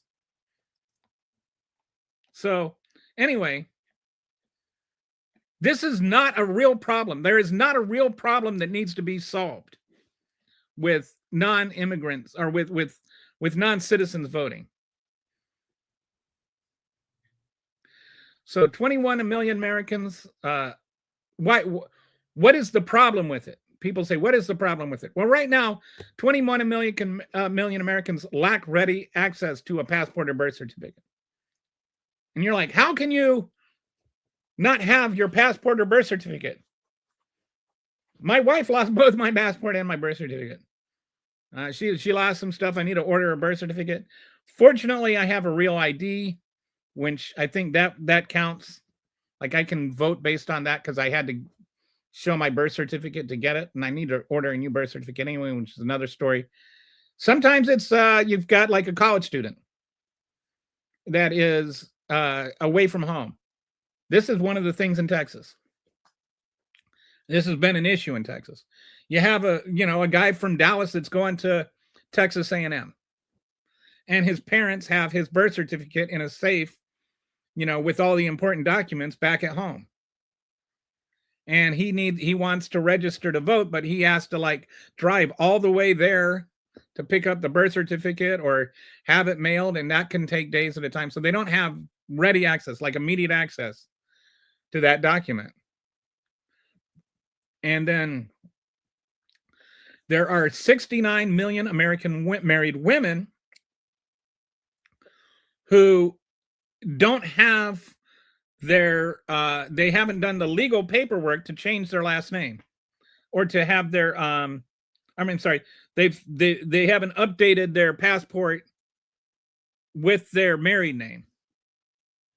They have their maiden name on their passport, and that's their proof, or their birth certificate. They don't have their updated name on the documentation.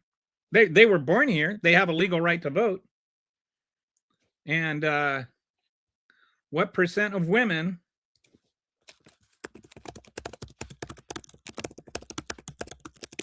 voted for Trump? So we're just going to ask, what percent of married women voted for Harris? And so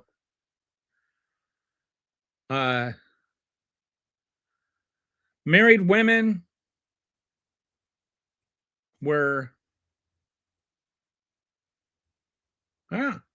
interesting, more likely to vote for Trump. So that actually hurts them, which actually should, but either way, they have a right to vote. Maybe, I don't know. Wonder if they have more likely to have updated their passports. Anyway, either way, you shouldn't have to update your passport in order to vote. Like, marriage should not be, there shouldn't be a voting tax on getting married. I don't care if you're Republican or Democrat. The people that don't have IDs are more likely to vote for Democrat than Republicans, along with the 21 million, the college students and stuff. I also wonder about women that got divorced. That would be, I wonder if anybody's thought about that. Anyway, the question should not be whether or not you have documentation to prove your citizenship. The question should be, are you a citizen? Right? You can be a citizen and not have up-to-date documentation. Like, why not say, okay, if you have a driver's license and you have the paperwork and your marriage certificate, why can't that be enough just to prove that you got married and changed your name? Before documentary proof requirement, non-citizen registration was 0.0002% of registered voters. And being a registered voter does not mean you're voting. Like that's one thing that they like to conflate. Apparently, sometimes people register to vote without realizing that's what they're doing. Like, you go to get your driver's license and there's like a little box to check that you want to register to vote, and they accidentally register to vote. After documentary proof of requirement, 31,000 eligible citizens, 12% of applicants prevented from registering. So that's interesting. And let me read that again. let me, after documentary proof. So before documentary proof, non-citizens voting, registering to vote was extremely rare. This is from Kansas case study.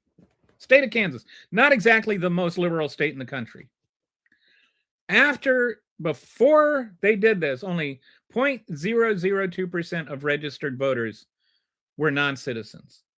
After the proof of documentary requirement, 31,000 eligible centers, 12% of all applicants, were prevented from being able to register. The law prevented 15,500 times more citizens from voting than non-citizens that theoretically stopped. And those non-citizens don't necessarily end up into being voters.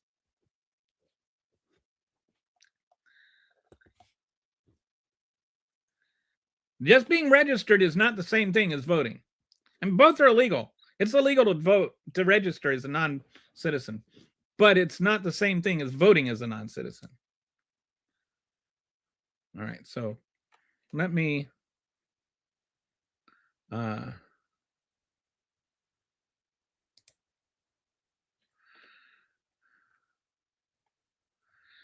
wow, thank you, Stephanie. That's 2 days in a row. Wow. $2 a day keeps the doctor away. No need to argue with MAGA. They either refuse to believe the truth or have chosen to believe the lies to make their life feel better. Where did you get this PowerPoint? I made this PowerPoint. And the link to it is in the description, and there's references in the thing. To be fair, I'll just pitch Google Slides for you. I just created the content, and then there's this thing called beautify this slide on the PowerPoint thing, and I just go through slide by slide and click the beautify, and it turns like some things AI is good at. I have like people are like, there's the war on AI, but some things what AI is actually pretty effective with. Like that's a neat looking slide, isn't it? But yeah, so I do the content, and then the AI does the thing. It makes it look pretty. But yeah, I'll pitch this too, as long as I'm here. Oops. I am in the process of, thanks to the encouragement of my second favorite cat, the kitty that resists, I'm in the process of building a website right now that will be machinepunkelly.com, and I will have all my slide decks, and I used to do the dashboards, but all that information, all my research will be available on the website so that anybody can go and just double check what I'm saying. And I'll have a thing that you can rebut, like a comment thing where you can send me an email and tell me that I'm right or wrong or whatever. But yeah, that's where I got the PowerPoint. Do you like it? Were you asking because you like it or because you don't like it? I hope you liked it. If you don't vote, your words are meaningless too. Of course I vote. The first election I was eligible to vote for was Michael Dukakis, and I voted for Michael Dukakis. And I have voted in every election, whether it's pretty much every election since then. I think I missed a couple of like elections for like I didn't vote in this. There was like a 2025 city election I didn't vote in because I just totally missed that we were having it. But for the most part, I've voted in almost all elections, not just federal but local. The Republican Party is doing their best to make it more difficult to vote. They are trying to gerrymander every map.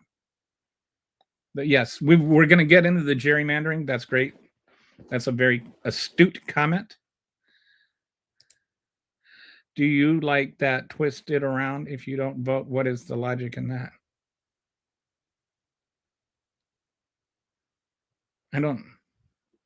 I do vote. So something else is messed up around here, like the public, because you voted in. I don't understand what you're trying to say. I'm at a loss.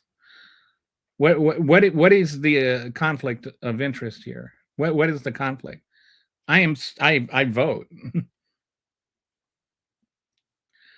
Can't run for a third term. Why are people arguing about a system that threw them over 40 years ago? I don't know what you're talking about. Are you sure you want to do that and let these guys email you? Oh, I'll have an email specifically just for, like, it won't be my personal email. I'll have an email set up just for that. It's a good question. Yeah, no. I'll probably get less spam in that than I do in my real email. President Trump, please come save Minnesota. Yeah, you must not be in Minnesota.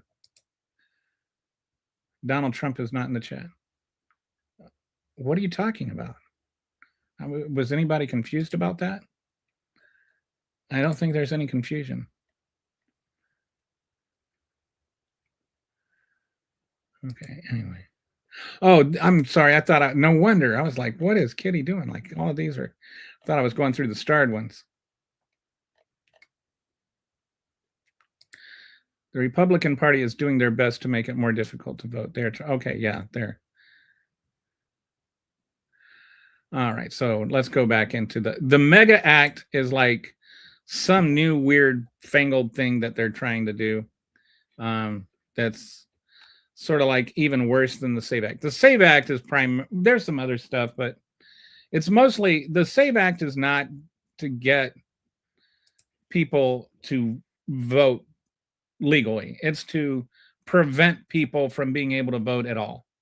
And it's just like I was saying with the college students, some of them aren't going, we've had, sorry, while I gather a complete thought here, we have had close elections again and again, right? And especially with the Electoral College, where only certain states matter. And then, election, like the last 3 elections, they're each, there are a handful of states that go one way or the other in a block by like less than 100,000 votes. Like with Michigan and Pennsylvania and Virginia. And now Georgia's become one of these swing states, and we call them swing states and whatnot. But these, there's this block of voters that make the difference, and they make the difference in all of these states. And there's a very slim majority for either way, which is why I think this nonsense about a mandate for Trump, he barely even won the election. He won with a plurality, which, for the people that don't know what words mean, plurality means that you had more votes, but you didn't have a majority of votes. And again, for people that don't know what words mean, majority means more than half. So Donald Trump had the most votes, but he did not have the majority of votes in 2024. That's hardly a mandate. So anyway, you have these extremely slim margins. And so if you can cut out even like 1% of the other side from being able to vote, you don't have to steal the election. You just have to prevent enough people from voting that it changes the outcome. So that's why it's really important to understand they are not trying to solve a problem. They're not trying to prevent non-citizens from voting, because non-citizens aren't voting. There is no problem to prevent. They are trying to prevent actual citizens from voting.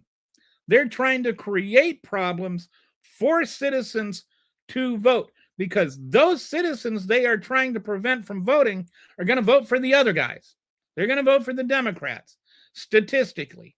So let's say some of them will vote for Republicans, right? but some of them will vote for Democrats. But let's say you've got this election that's going to be determined by one vote, and you can get rid of 10 votes. And or you can if you make this change, then 7 votes will be for Democrat and 3 votes will be for Republicans. So that's a net swing of 4 votes, right? And you would have lost by 1, but now you win by 3. Or you would have lost by 2, but now you win by 2. Just by swinging that really tiny razor thin margin, by just preventing those 10 people from voting. Now just add a couple of zeros, 3, 4, 5 zeros onto that. And it's the percentages don't change. If you can just prevent a percentage, 1% of people from voting, you can change the outcome of the election if the majority of that 1% was going to vote for the other guy and the elections are less than 1% apart. That's how they're rigging the election. It's not by preventing illegals from voting. It's by preventing citizens from voting.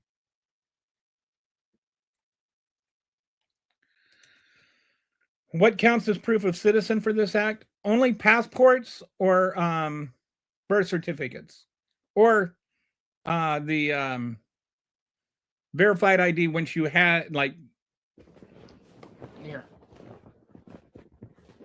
No, I don't know if it'll show up, but these are the. So this is my driver's license, and you see this thing right here. That means it's a verified ID. And you can't get that on your driver's license unless you showed proof of citizenship when you applied for it. So I think those count. But that has to be your current name and address on it. So you have to have, so there's people that have moved, and you think, who is more likely to move? Homeowners or renters? People that rent are more likely to move. Who's more likely to be renters? People who make less money, younger people, people that are minorities. I mean, just statistically.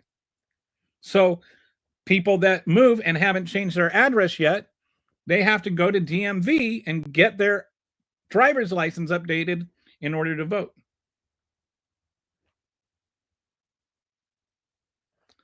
So it's just a numbers game. It's just about trying to prevent people that are going to vote against you from voting at all. That's what these acts are, and the MAGA Act is, or the Mega Act. If you vote and you vote in, I didn't vote for Trump. Pure blood, idiot, whatever that means. I think he means that he hasn't been vaccinated.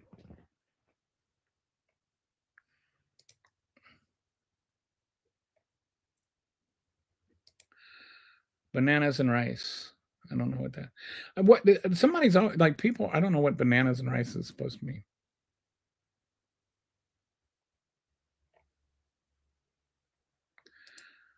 What's so difficult about presenting it? Nothing's difficult about presenting a driver's license when voting. But what if you don't have a driver's license? There's nothing in the Constitution that says you have to have a driver's license to vote.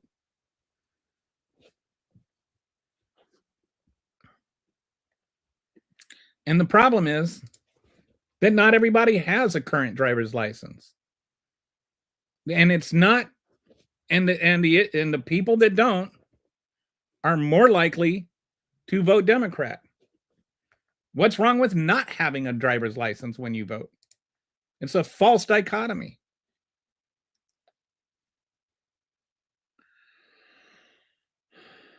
So the Mega Act says there's a photo ID requirement for voting, a federal mandate. So they're trying to make voting laws for the states, which is unconstitutional. Proof of citizenship when registering, same as the SAVE Act. So it says all mail ballots must be received by the close of polls on election day, which is, again, blatantly illegal and blatantly unconstitutional. They're setting voting laws nationwide, which the Constitution does not allow. And it prohibits ballot harvesting, which is a thing that they've tried to demonize as being something, that is somehow corrupt. But if you have somebody carry your legally cast ballot to the mailbox, why is that illegal? Why should that be illegal? Bans universal mail-in voting. Again, blatantly unconstitutional. It is telling the states how they can and can't run their elections. So the manufacturer narrative. In California, they hold elections. Oh, this is Mike Johnson. Middle name Izza. Mike Izza Johnson. In California, they hold the elections open for weeks after election day. We had 3 House Republican candidates who are ahead on election day. It can look on its face to be fraudulent. Can I prove that? No. So he's like, oh, just because I can't prove it's not true doesn't mean it's not true. And it's like, because you can't prove it's not true doesn't mean it's true. It's also a blatant misrepresentation of all things real. What it is most of the ballots in California are legally cast mail-in votes. And votes do not get counted in the same order they arrive. Votes can be counted 2 weeks after election day that were sent in a month before election day. They aren't still getting ballots in. These aren't ballots that are being cast after election day like he's implying. These aren't ballots that are just found. It's just takes that long to count that many ballots. These people weren't ahead on election day. It's not like a horse race. They weren't ahead on election day. They had counted more ballots for Republicans than Democrats on election day, but it doesn't equate to that's how many ballots there were on election day. Do you see the difference? The exact same number of ballots, the exact same number of ballots were cast on election day when they were counting and the Republicans were ahead than there were 2 weeks later when the counting was finished and the Democrats were ahead. These weren't additional ballots that were found. They just finished counting the ballots. California doesn't hold elections open. They count ballots for up to 30 days. Mail ballots postmarked by election day are accepted if received within 7 days, standard practice in many states. The blue shift happens because Democrats vote by mail at a higher rates than Republicans. It's voter preference, not fraud. And again, we should be making it easier to vote, not harder.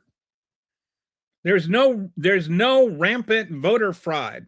It's a made-up thing to prevent people from voting legally.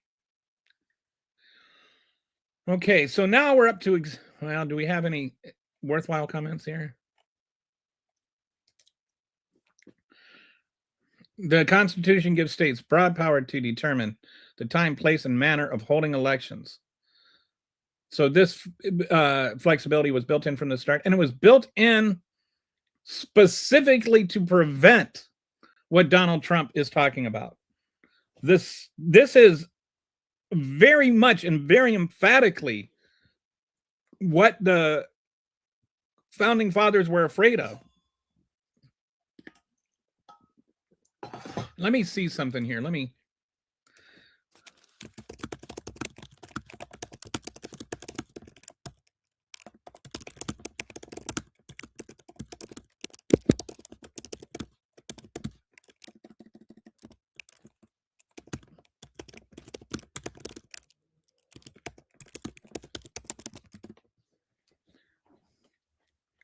Just curious.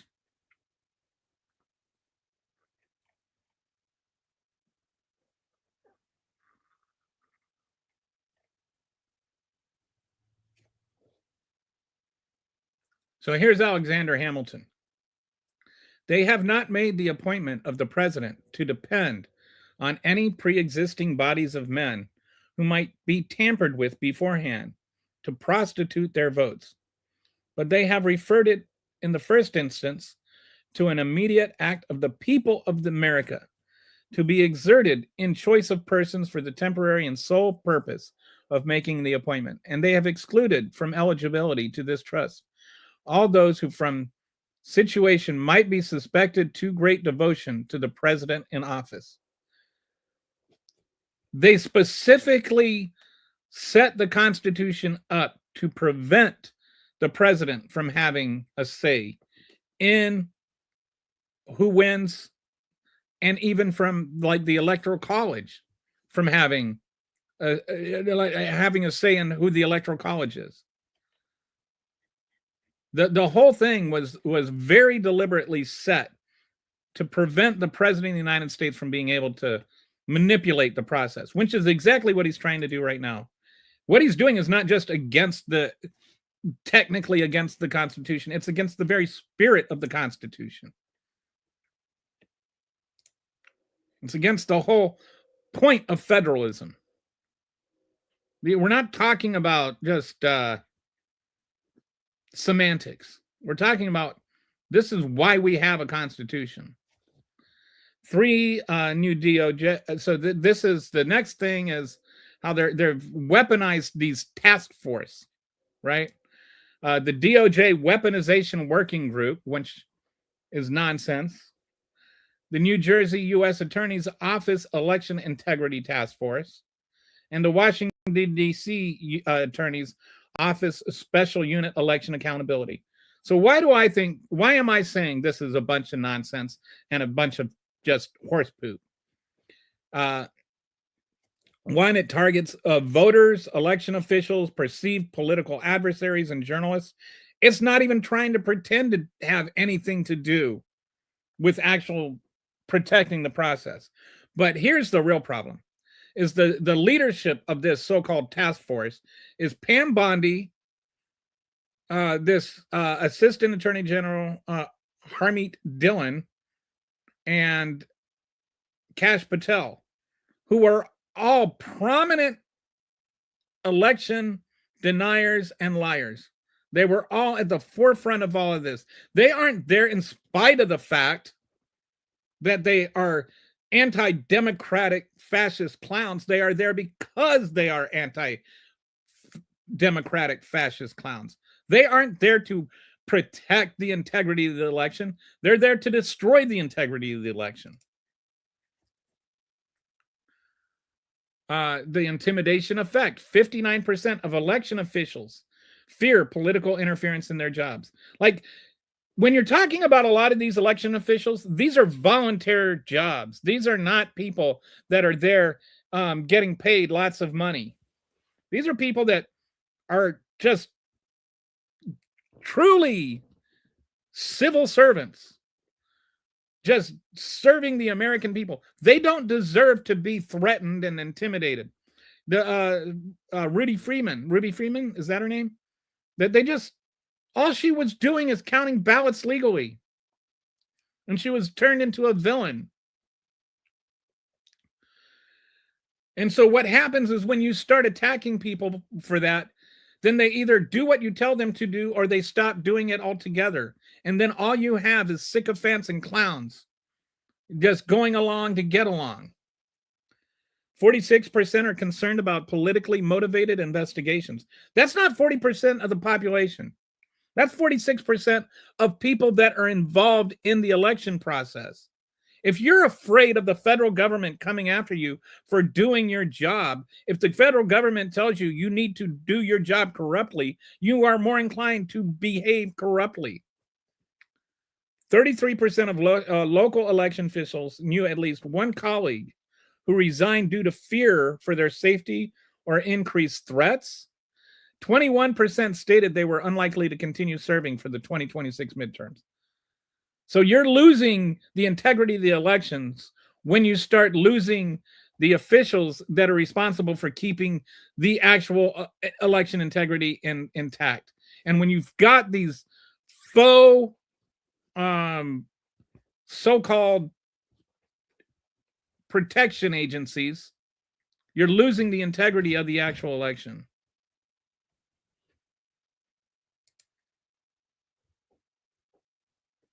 Why would you create a solution to a problem that has already been solved? Or even create a solution to a problem that never existed? How you doing today, Longbong? It's never existed. Like I said, we went through this. Less than 100 votes by non-citizens in 45 years across all elections, including primaries and whatever. They're like, the whole notion that there is a problem to solve is an invented problem. It's not a real problem. That's like an average of 2 or 3 votes per year across the entire country, across all elections.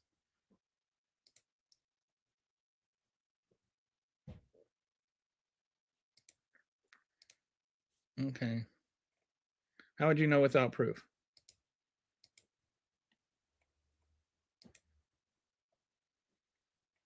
Maybe they should not worship Satan and they will not turn into a villain.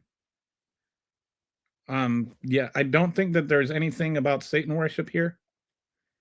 No, I'm not sure. I don't know what you're talking. You're kind of a weirdo. Are we talking about magic people now? Yeah. Funny rant.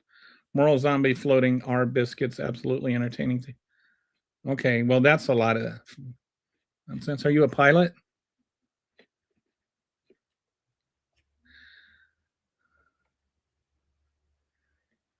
Stephanie, I'm with you, Stephanie. I have no idea what he's talking about. Like, Satan worshipers? What? I'm Gen X, and I want to just like turn in my Gen X card just because of his name. They've created, and I'm proud of being Gen X too, man. We're like the Breakfast Club generation. They've created a solution to a problem. No, I would say they've created a solution to a fake problem they invented. They might, I mean, like, there just is no problem. The only problem is the problem they created. There's no solution.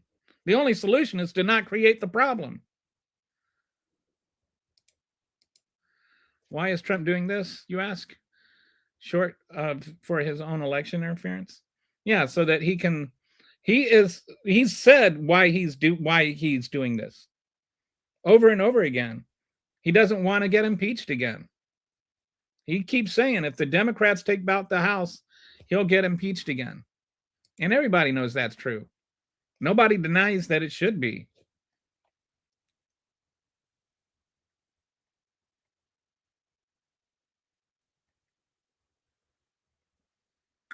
Why do so many people confuse faulty logic based on spurious opinions with submarines fought and shoe polish? I have no idea what that means. And I'm 1983, a Goonie, not a millennial. What is a Goonie? Like somewhere like halfway, but like that's the cusper between the Gen X and the millennials. I'm a bit of a cusper. Usually they talk about the cuspers as being like the ones that were between like Boomer and Gen X. But I was born in 67 and Gen X starts in 65. So like technically there are people that I went to high school with that are boomers that, you know, I pretty much think they're the same age as me, not a generation apart. 80 to 85. That's 85 is when I graduated from high school. You've always been a nerd. You only have friends now. Okay, Goonies. Whatever. Do you smoke pot, Gen X? Because you're coming across like you've got some good stuff. Gronies are good enough, or is that like Satan worship? Anyway, Goonies are good enough. Goonies was a good show, a good movie. If we harnessed all the hot air from the plethora of these posts, we could float a Zeppelin to Mars.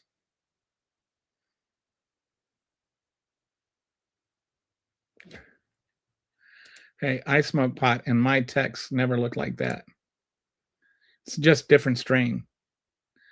No weed dulls my hatred. Well, maybe you should start then. All right, so let's go back to I'm like, I want to like get to not just legalization of pot, but how about if we had like a pot mandate? Like if you vote for MAGA, you have to get stoned. I have to get good and properly baked one time just to, you know,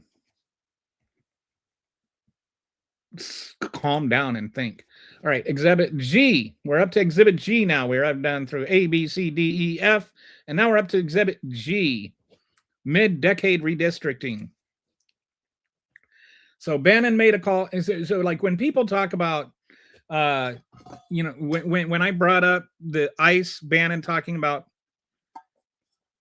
ICE, sicking ICE on the polling places, you can say, well, you know, Bannon's not the president. But remember, Donald Trump does a lot of what Bannon says. So, and so does the Republican Party. Talked about rigging the map before November. He said, we need a maximalist policy on redistricting now. Whether you're in Indiana, Missouri, South Carolina, Florida, Ohio, Texas, we need a maximalist position right now. Which nowhere have we ever decided that we were going to start redistricting maps in the middle of a decade. It's usually done after the census. So why did we suddenly need to do it? And it has to do with every MAGA knows deep down in their tiny little shattered hearts that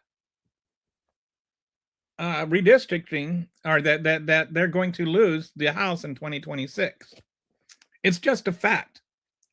And so Texas passed a new redistricting map, which was brazenly racist, but somehow still made it through the Supreme Court, expected to yield 5 additional Republican seats before the 2026 terms. Normally, redistricting happens after the decennial census. This is a mid-decade power grab to lock in advantages before a likely Republican loss. And this is extremely there's not much debate about that. And Republicans may not know it, or most, like, Fox viewers may not know it because, you know, Fox viewers are too busy watching Fox to know things. But it's pretty much a foregone conclusion, especially when you look at what happened with these massive swings in the 2020, you know, in 2025. So I'm just going to ask Grok here, who is projected to win the 2026 House. All right. Just get. Okay, according to the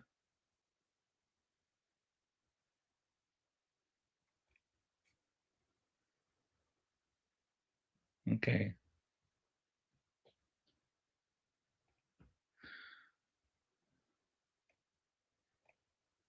There are 18 toss-up seats. Most of the toss-up seats are Republican.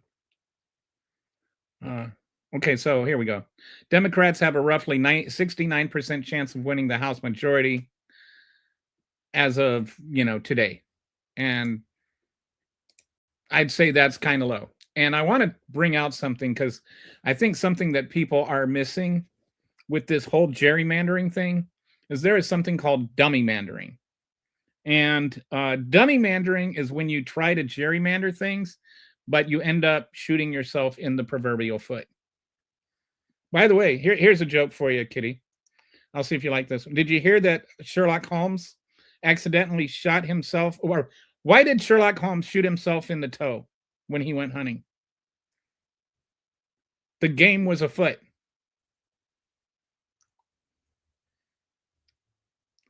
That's a Machine Pun Kelly original right there. Hey Brett, you got back just in time for my terrible joke. Did you hear it? Why did Sherlock Holmes shoot himself in the foot when he went hunting? Because the game was afoot. Or well, anyway, I said it better the first time.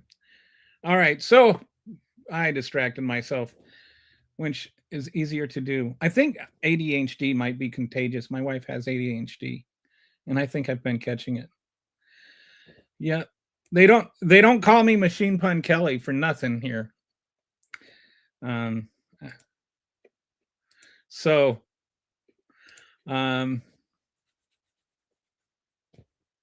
dummy mandering. Back to dummy mandering. So when you gerrymander a district, you've got like a district that you want to gain, and you've got a district that you have really strong. And so let's say that you've got this 20-point advantage in District A, and District B, you're losing by like 3 points. And so what you want to do is you want to redraw the lines so that you can take some of your advantage in District A and move those residents into District B. So then you maybe lose some of your advantage in District A, but you gain the advantage in District B. But let's say then there's a swing towards the Democrats or the other side after you redistrict it. So then all of a sudden, what might have been a swing from 3 to 13 in your redistricted vote, you still lose the District B that you gerrymandered, but you also lost the seats, the votes in District A. And so District A, you thought, well, it's going to be a little tighter, but I'll still win it. But you lost enough of the swing that you also lost District A. So dummy mandering is when you gerrymander votes to gain a district, but you actually lose both the secured district and the new district you were trying to gain. You carved out too much of A to get B, and then you didn't get either. It's the whole bird in the hand is worth two in the bush type thing. And that's called dummy mandering. And there's a real danger that dummy mandering is what happened in Texas. They could actually lose some of those districts that they gerrymandered to win and lose the districts they gerrymandered away to win. So I would not be surprised if Texas actually lost seats, or the Republicans lost seats in Texas that they currently gain. I would not be surprised at all. Not after there was that 31-point swing in the Houston area with the state senator in Texas. You know, Houston is in Texas. Now, of course, there's some other stuff. That was a special election and limited turnout, and people are going there just to vote for that one guy. But this is also consistent with stuff that happened in Georgia, where, you know, they had these massive swings, and in Virginia and in Tennessee and in New Jersey. There's been consistently across the year 2025 special elections, massive swings like 15, 20, 30 points towards from the Republicans to the Democrats. There are people that are actually very, very unhappy with what MAGA is doing.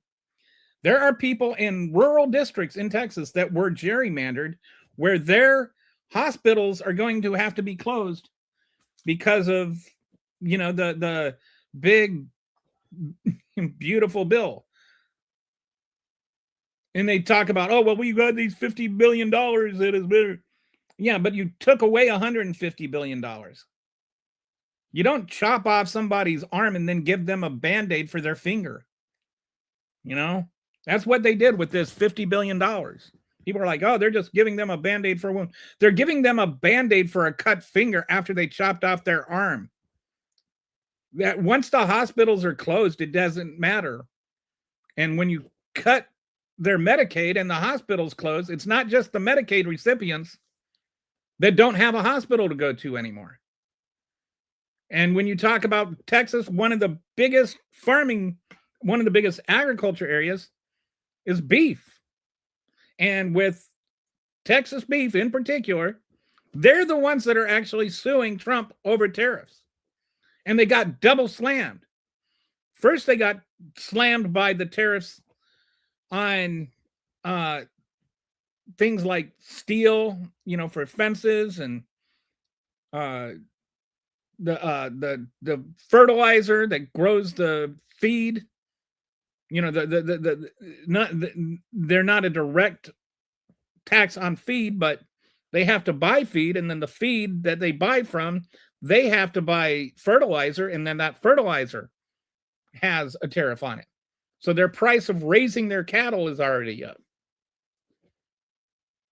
Then the price of it's harder for them to slaughter their cattle because undocumented migrants make up so much of the slaughterhouse industry, like 30-40%.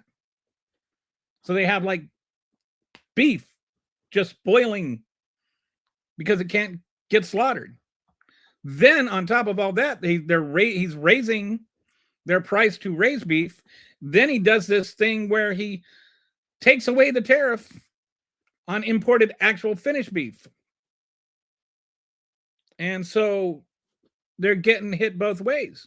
It's more expensive for them to raise it, and then it's cheaper for the imported beef to be sold. So they're getting undercut. So a lot of the Texas beef farmers are unhappy with Trump right now. And so that's why you get like moderate Democrats are having a real chance at winning. And so I'm just saying, beware of dummy mandering. And California was able to offset the whole Texas thing. I don't know if you heard. The Supreme Court said they're not going to listen to the appeal, or to the appeal to throw out Trump's, or to throw out California's redistrict thing. So California did their redistricting in response to Trump's redistricting. But Trump's redistricting has a real chance of backfiring. So anyway, point is, Democrats are going to win the House, and Republicans know it. And one of the things they're trying to do in this whole thing to offset this is to gerrymander, and it's not working out. Whew, that was quite a mouthful, Kelly. All right. So this is a coordinated pattern. All of this stuff together. The Georgia ballot seizure, the fake investigations, with the task force that aren't really doing anything except, promoting this nonsense that 2020 was stolen. They're creating this legal framework to make it harder for Democrats to vote. They're trying to suppress turnout by threatening ICE agents come and descend on people that are voting. And again, they are not sending ICE agents who to monitor the ballot in Ames, Iowa. They're not looking for illegal voters in Ames. They're looking for them in Philadelphia. And they don't exist at all. But you're going to have people that are just don't want to risk their lives by going to vote. They're manufacturing justification with these bogus fraud claims. They're trying to get voter ID. I do not know why they feel like they need my voter data. Why? There's nothing at all constitutional about that. And I know I haven't even looked at the comments yet because I just know they're going to be frustratingly what's wrong with showing your driver's license when you vote? As though that's what the issue is. And as though I haven't already answered the question. So all of this is just to prevent Democrats from voting. That's how they're trying to steal the election. Not by getting voter frauds or anything, but just by suppressing votes, by making it harder for the other side to vote against them. That's it. Nobody said the plan had to be complicated. Ah, shoot, trying to. Okay, here we go.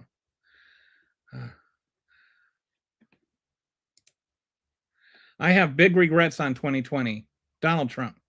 I have big regrets on 2020. I should have gone in and gotten the machines, which would have been illegal. I should have gotten everything and I didn't. People will soon be prosecuted for what they did. The people, he said that in January.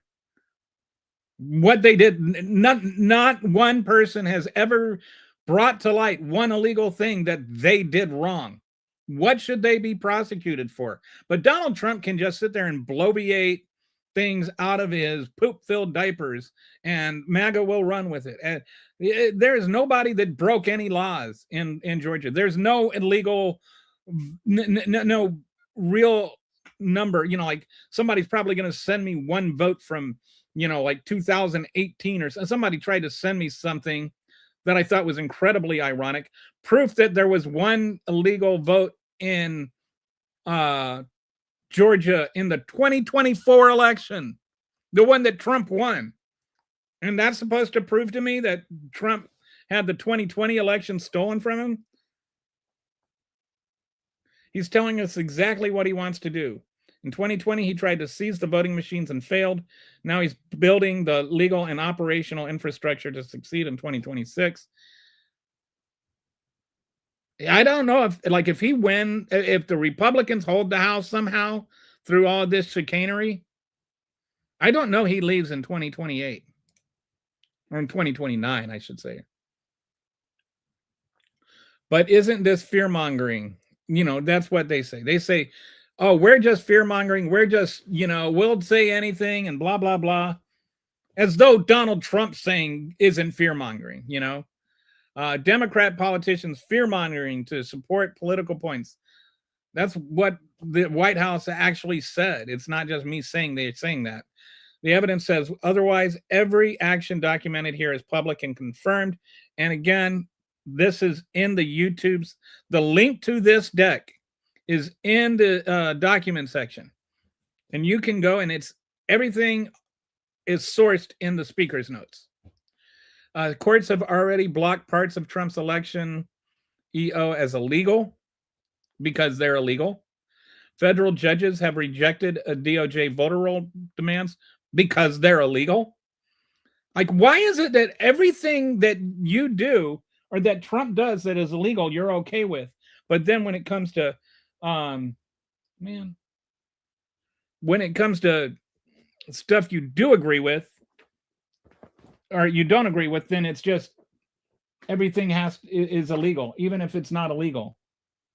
You're only worried about what's illegal when Trump says it's illegal, not if it is illegal. Legal, even Republican leaders are opposing federalizing elections. Both Mike Johnson and Toom have said so. Legal experts call these actions unprecedented and dangerous. So, as I said at the beginning, if you were here, there's a prosecutorial standard. I'm presenting this as a prosecutor to you. I have shown you the evidence.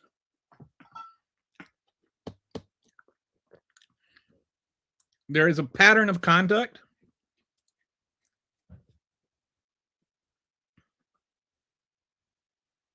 There are 7 simultaneous actions with all converging on November 2026. There's a pattern of conduct. There's a motive. Historical polling shows Republicans are likely to lose the House majority. There's an opportunity because right now they control the DOJ, the FBI, the DHA, and they have compliant prosecutors. They can do it. So, right, that's what, if you ever watch a crime show, right, those are the things. Means, motive, and opportunity. Well, they've got all three. And they have the stated intent. Trump's own words about seizing machines and prosecuting officials. Trump himself has said again and again, if the Democrats win, he's going to be impeached. And he probably will because he deserves to be impeached again. He keeps breaking laws. When someone tells you they regret not seizing voting machines, then builds the infrastructure to do exactly that, believe them. I'm not telling you that Trump is going to do this. Trump is telling you he's going to do this. When federal agents raid election offices, demand voter rolls, threaten ICE appointments, pass voter suppression bills, create partisan task force, and rig congressional maps, all simultaneously, it's not a coincidence. Again, I am not scaring you off with this. I'm not just saying these things as some sort of conspiratorial nonsense. These are things that Trump is saying and doing. These are the things that his closest advisors are saying. Those he's actually had a history of listening to. He has people that were co-conspirators with him in 2020 in charge of integrity. So the question isn't, are Democrats being paranoid? The question is, what are we going to do about it? It's that simple.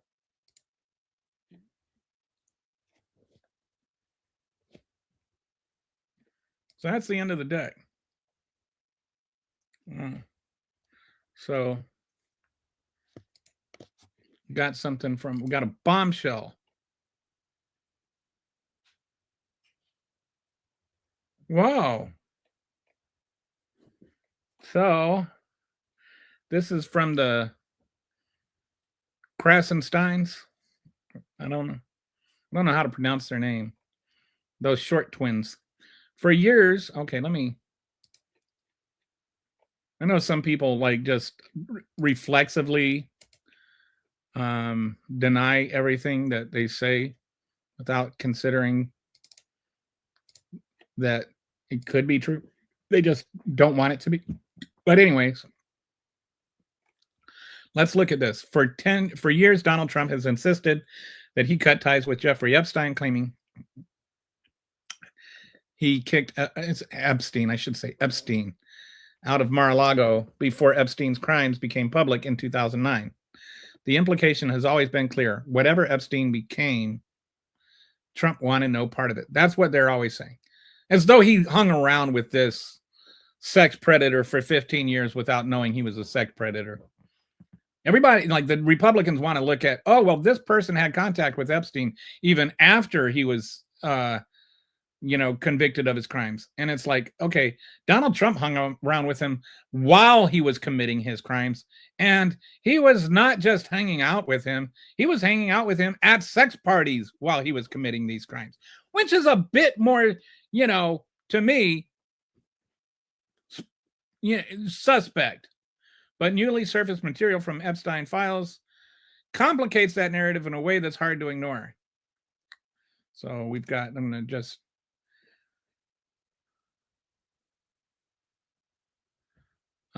so this was emailed Monday, December 26th at 2016 at 1:28 a.m. from Jeffrey Epstein to Boris Nikolic, fourth and Palm with all the Trump boys. So apparently in 2016, he was hanging out with Trump's sons. At least he told somebody that. This wasn't a casual comment to a journalist or a boast to an acquaintance. It was a private communication to the man Epstein trusted with his estate. That distinction matters. The timing is the problem. Photograph seen as above as well places Trump at Mar-a-Lago on January 1st, 2017, just days before Epstein referenced the planned meetup. Trump would be sworn in as president of the United States only 16 days later on January 20th. So if Trump had truly severed ties with Epstein years earlier, why was Epstein describing social plans involving Trump, his family, and or ignoring inner circle during the exact window? Okay, so to be fair, it just mentions Trump's sons. And also, to be fair, I've noticed that Donald Trump likes to use his sons as a buffer to where like they can do the stuff that he doesn't want to do, but he wants, he wants a representative. Like who did he send to have the illegal meeting with the Russians about Hillary Clinton's emails that they've kind of just decided doesn't matter? In 2016, it appears as though Jeffrey Epstein and Deepak Chopra were going to dinner with Donald Trump just 2 months before the 2026 election, but something came up that led it to being canceled. So this is from Jeffrey Epstein to Deepak Chopra. No dinner Sunday, Trump's people canceled. Why this matters: if Trump's version was airtight, Epstein would have had every reason to know he was unwelcome, especially that close to inauguration. Instead, Epstein spoke as if access to Trump's orbit was still very much alive.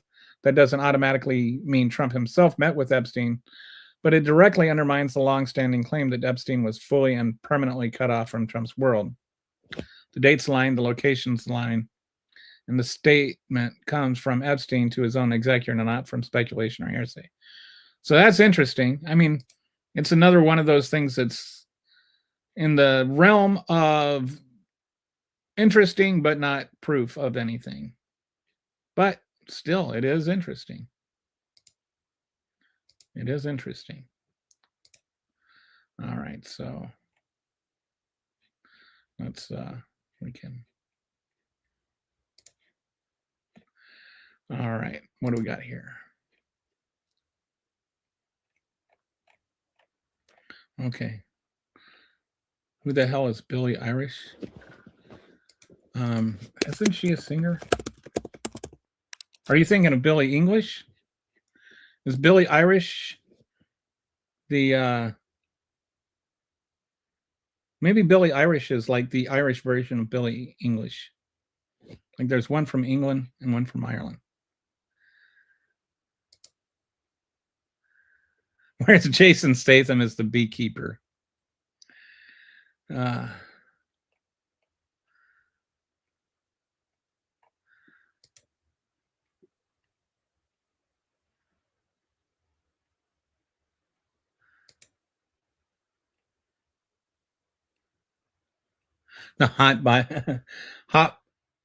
hot pop sensation for Ireland.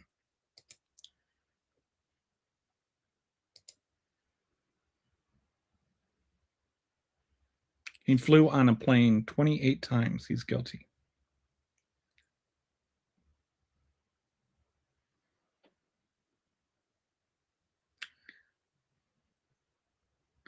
Yeah. I've said this before, that the whole being on the plane does not mean you're guilty. People flew on the plane that never did anything wrong. Not being on the plane does not mean you're not guilty. Most of the stuff that happened, most of the illicit stuff that happened in his homes in Palm Beach and in New York. So you never had to step foot on the island or the plane, and you can still be plenty of corrupt. And Donald Trump was a regular visitor at Epstein's home before they had their falling out, whatever that was all about. I mean, I think there was some kind of falling out, but not before there was a 15-year relationship while Epstein's was at the peak of his sex trafficking stuff. So I don't think that, Like I did this whole idea that Donald Trump one day found out about the whole thing and got really upset.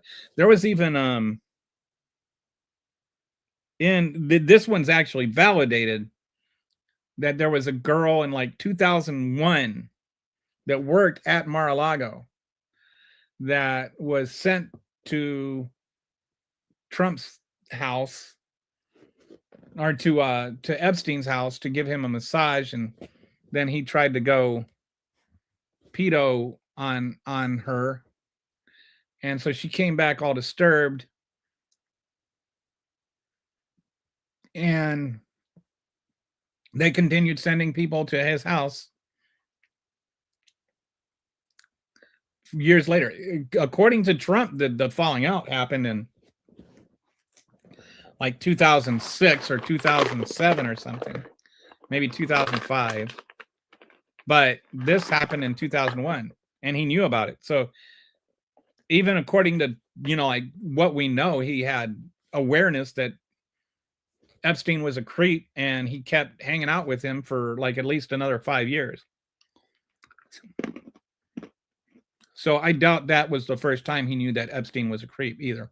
Not when he's sending him this birthday card with his drawing of the naked girl on it.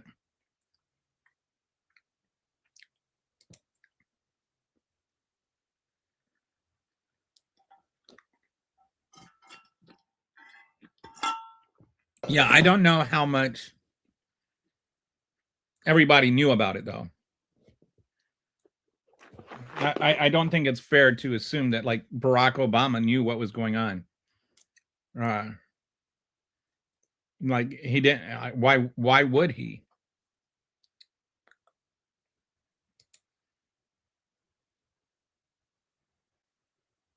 No, dude, you can kind of go back and watch the whole thing. There was a whole slideshow and everything. But you came in, and now the whole conversation has to start over because you came in. There is also an email, I believe, between him and Peggy that they should fake emails. Between who and who is Peggy? And between who and Peggy?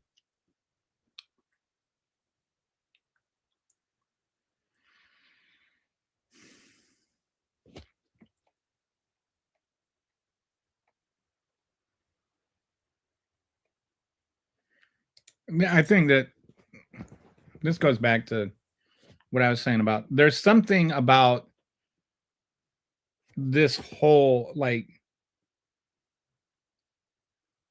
mammon worship thing that to me makes the whole like I don't think we talk enough about this aspect of it. Like we talk about like the MAGA Christian and talk about, well, Jesus said that you should feed your neighbor and stuff, and all of that's true, but there's also there is at its core, I spent 15 years as a Christian minister. I'm not like just casually referencing the Bible. At its core,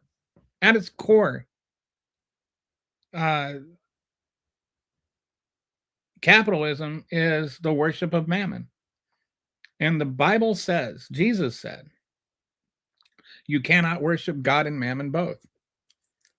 I mean, of course, if you really want to break it down, he was saying the idea of being a Christian capitalist is impossible because you can't worship both.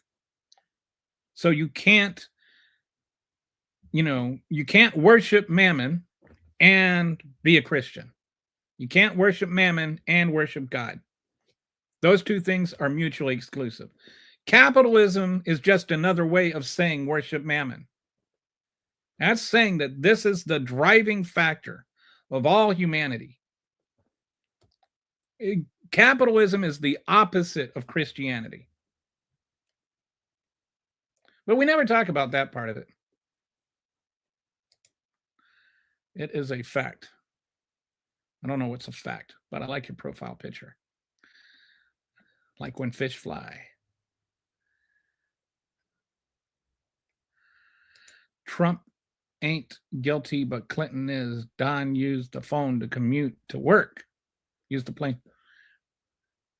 Okay, well, that's very made up of you. And technically, Clinton used the as far as I know, Clinton only used the plane to like do charitable work. And I don't care what Don used it for, because Don lived less than a mile away from where the pedophilia was happening, and Epstein was recruiting women from Mar-a-Lago. These are indisputable facts. If you were to ask, actually, you know what? We can do this now. We will go back to this one so I can get my my living emoji facial expressions back on here. But Kitty will tell you that she has big issues with both Clinton and Trump. Like, neither one is like off the hook as far as she's concerned. And she's read a lot more than I have on it. People don't realize that Epstein's house, and I've said this so many times that I'm almost just sick of saying it. Anybody that raped kids, anybody that helped rape kids belongs in prison. That's it. Like, I don't care who did it. People don't realize that Epstein, but you know what? I do want to, just while I've seen fake stuff that people have generated, and I think that people need to validate things before they share them. I don't care if you want to believe, no matter how badly you want to believe Trump did it, no matter how badly you want to believe Clinton did it, or, you know, P. Diddy or whoever. Anybody that's, you know, anytime you like, verify it is actually in the Epstein files before you share it. Because what happens is every fake thing that gets shared becomes a reason to not believe the real things that are shared. And every time that people discount the real things that are shared, the victims aren't getting justice. And the victims deserve justice. That's it. That plain, that simple. Don't contribute to them getting away with it by sharing fake stuff. Do your due diligence. Check the actual files. If you don't know where they are, EpsteinWiki.com will show you, will help you how to get there. And my good buddy Kitty right there is the one who had built that website and done the hard work to do it. So go ahead and use it. Hang on a second. Oh, we got another one. Okay, thank you. Did you share this before or after the thing you sent me in the private message? Or are we just are we that much on the same page? So let me share this now, since this is so good. So this is how to spot fake Epstein posts and real evidence drops. Epstein content is flooding social media right now, and a growing share of it is fake, recycled, mislabeled, or deliberately misleading. Screenshots are being passed off as new drops. Old documents are being framed as breaking news, and fabricated captions are being attached to real evidence numbers. This confusion helps the powerful and buries accountability for the exact same reasons that I was just talking about. It's like, it's the Jussie Smollett thing. The thing about Jussie Smollett, how, you know, he had this thing where he fabricated an attack, right? Now, every time a black person is a victim of violence, the MAGAs just go on and they just talk about Jussie Smollett. No black, Emmett Smith never happened because Jussie Smollett. Did I say Emmett Smith? Emmett Till never happened. Emmett Smith happened.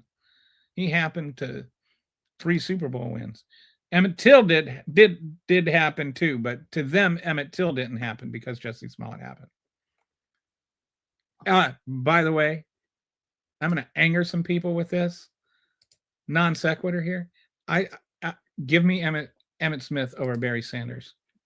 Emmett Smith won football games. Barry Sanders made spectacular plays. But that's a whole different diatribe. The Resistance Survival Guide teaches you how to differentiate fake Epstein posts from real evidence by checking evidence numbers, confirming live source links, and cross-referencing claims using Epstein Wiki, one of the strongest. I disagree with this. You need to take out the one of. Epstein Wiki, the strongest public verification tool available. So anyway, I am going to drop this link into the chat here, and so that people can know how to do that. This should go to chats across all the different viewers on all the different channels. I do, by the way, I this goes to Facebook, YouTube, X, and Twitch, and Substack most of the time, but I messed up the Substack this time. But anyway, thank you for that post. It's amazing that we both thought of that at the same time.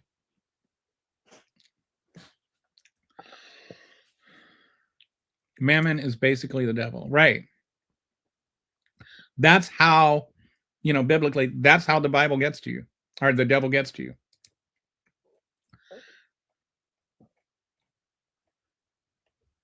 Oh yeah, mammon is like the biblical for money, so to speak. Yeah, the worship of money. That's what it is. The worship of mammon is the worship of money. How is capitalism different from worshiping money? It's literally saying the same thing, right? Like that profit is the motive for everything. What is profit? Money. We never talk about that. What do you think? Does that make sense to you, Kitty? Like, I mean, you don't have to be a Christian to understand that. But like, just theologically speaking, they are opposites, Christianity and capitalism. And that's only if you believe what Jesus says, which last I heard was pretty important for Christians. Okay. What's something you don't know?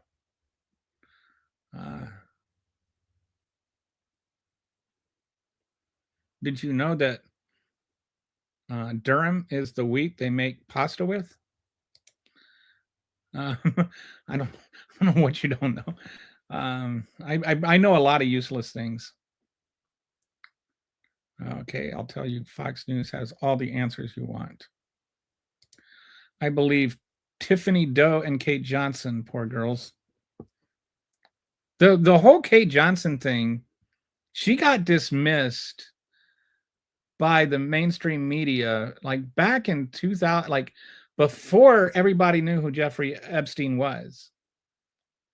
It was like, well, everybody knew, like if she, this is, and it's like they bought her off or something like that. She ended up withdrawing her lawsuit. It's not like she ever withdrew her claim, I think. Am I right on this, Kitty? That she never changed her story or anything. She just withdrew her lawsuit, when you don't know how much money she got paid to do that.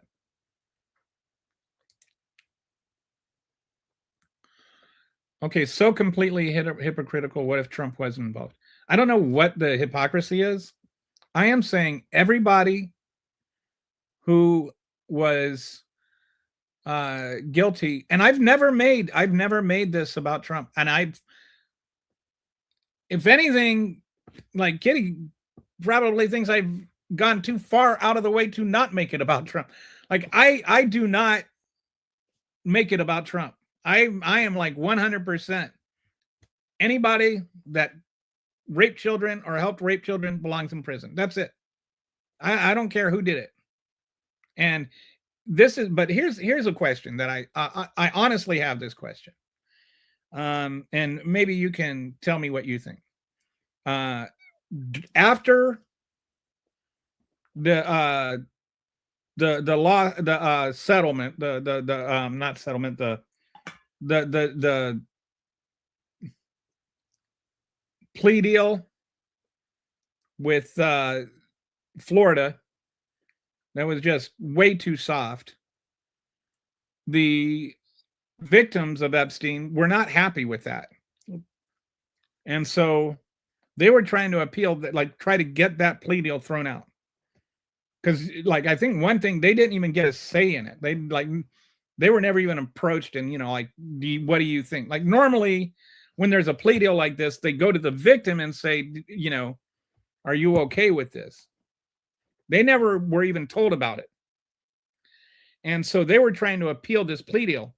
And they had a lawyer that went around and talked to, like, people that were connected to Epstein to see if they had anything to say. And this happened in like 2009, where he was going around. It was like kind of between The Apprentice and the election. This was like while Trump was yelling about birtherism and stuff. And the only person he said that he could find that was actually willing to help was Trump. So he actually, in 2012 or something, there was this article. And so this was, if something Trump supporters use to prove Trump's innocence. That why would this lawyer say that he was helping if he was, involved in stuff? But here's my question for you. How could he have helped if he didn't know anything? Right? So doesn't that, to you, like, to me, that proves Trump knew something? How could he help the lawyer if he didn't know anything? If the lawyer said he helped, he must know something. So what did he know? If he could tell the lawyer what he knew, why can't he tell us what he knew? What did he know? And when did he know it? Those are fair questions. Don't you want the answer to that? Clearly he knew something, and he is not telling us. I'm not saying that he was guilty of anything, but the lawyer said he knew things that were helpful. There's enough circumstantial evidence already to convict him a millionth time over. If it was a regular Joe or Jane's six-pack on the street, we would be buried under the prison, not just behind bars. Yeah, I mean, this is indisputable. He took the invasion plans of Iran and showed them to a person who was writing a book about him. Like that is an indisputable fact. We know this because we have a recording of it. And we know that they thought it would be a legal problem because his lawyer was there and said this is going to be a problem. Like, this is indisputable.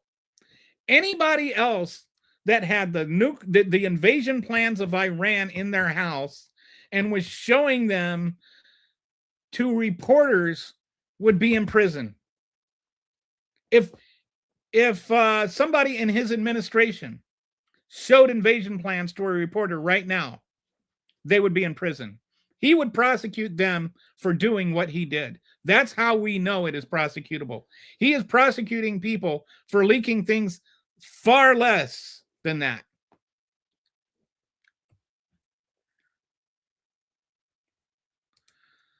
+3,000 times mentioned he was involved. I believe the victims.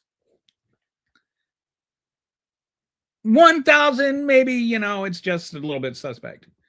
And we were looking at this the other day. Some of these things corroborate each other. Like, you can say, well, they're just because, this is something that that Kitty kind of corrected me on, because I was like, this is the VAERS report. In a lot of ways, I think it is that people that mostly what this is just people making calls and making reports. And so like somebody, well, you know, I got this vaccine injury and I got vaccinated and then the next day I stubbed my toe on the coffee table. So the vaccine made me injure myself. And you know, oh, that's a vaccine injury. And that's why, you know, like with the VAERS report, you have to actually vet everything and figure out what is real and what is not, and what is just a report. And so I think that is probable that some of these reports were just political vindication. But as Kitty pointed out to me, which I think is a very good point, even if 1% of them are true, what is 1% of 5,000? That's like 500? No, 50. So if there are 50 different true things in there about Trump, that's a hell of a lot of true things. And that's if it's only 1%. And it's not just that, it's that some of these things, like if one of the ways they look at the VAERS report is they look for patterns. And if the same thing is being reported by several people, they say, this is something we need to look at. Like if there were 10,000 VAERS reports of people that are stubbing their toes on the coffee table the next day, then it's like, wait, it doesn't make any sense. Why would this happen? And then you find out that it causes some sort of imbalance, and that's why people are stubbing their toes. Sorry if that's a weird analogy, just first thing that floats through my mind. Like there may be a pattern in there, and you find that pattern by reviewing it, by reviewing the data. And this is where I think there's something that has to be asked beyond Trump and Biden or whatever, or Clinton. Why weren't they reviewing these things for patterns? Because there are sometimes where one report corroborates another report. You know, like this whole thing about, I think it was Birthday Girls, was it? Calendar Girl? Where there were like different reports of abuse happening at the same party. And then the reports were consistent. They had it was like, I think it was called Calendar Girl Party or something, where there were different people that were calling and making reports about the same party, not political party, but you know, like birthday party. And so it's like, well, okay, you've got 7 girls, you know, I don't know how many it was, but you have different people saying the same thing happened at the same party, completely independent of one another. Maybe we should look into whether this party really happened or not. So I don't think all 3,000 things are necessarily true, but I think that some of them have to be. Or at least you can't presume that all things are true. I mean, I believe all women until they're proven to lie, because sometimes women do lie. But I think you have to look at it. And why aren't they looking at it? Is it 38,000? I heard it was like 5,000. If it's 38,000, that's even more. He's already been found guilty of SA. Yes, he has. Sexual assault. Well, he's technically been found with, what is it? Guilty. They get all mad if you use the word guilty. So it's, not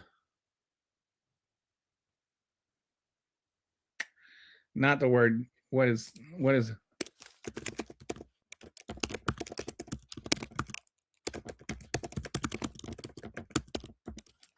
it's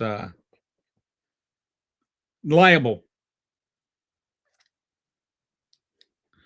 He has been found liable for sexual assault, not guilty, because it's a civil case, not a criminal case.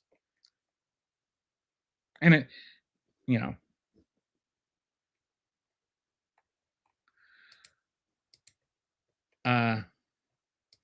yeah, she's communicating by facial expression. I hate spell check. Man, it's the only kind of check you can't cash. If every time if I could cash spell checks, I'd use it all the time. Prove what? See, they got to get the pun in every now and then. People don't get tired of talking about Trump and ICE. I am sick to death of talking about Trump and ICE in all reality. But Trump and ICE are still destroying my country. I would love to stop talking about Trump and ICE.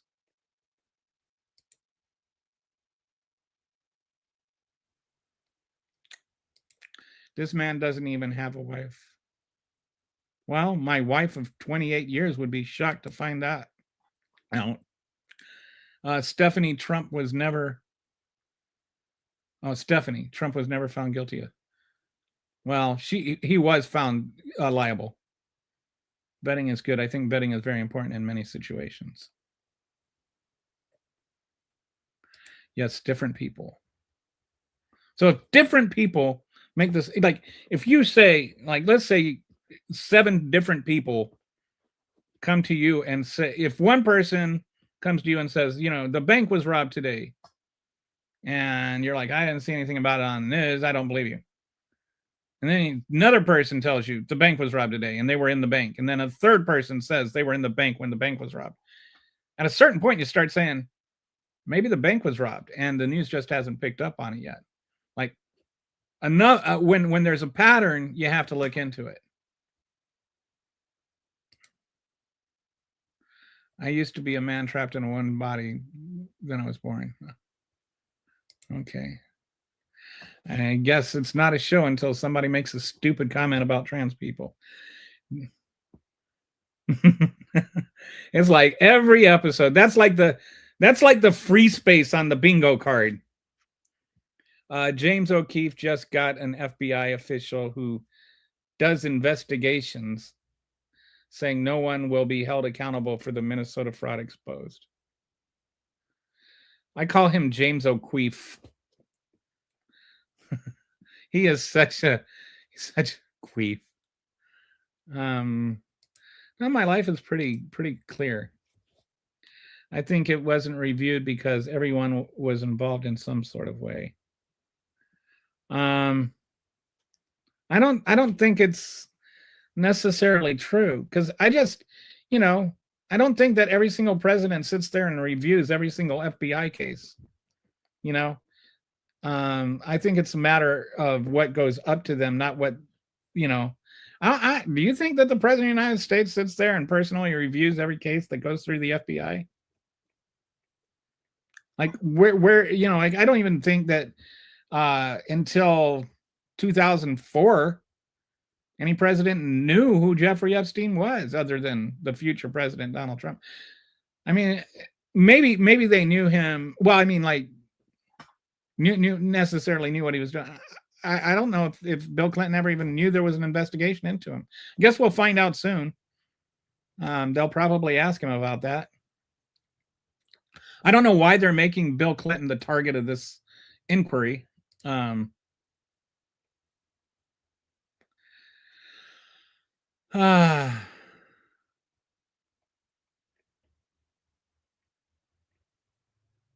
love the way you guys are like getting into the semantics over the fact that he was only charged. Like, I just want you to think about this.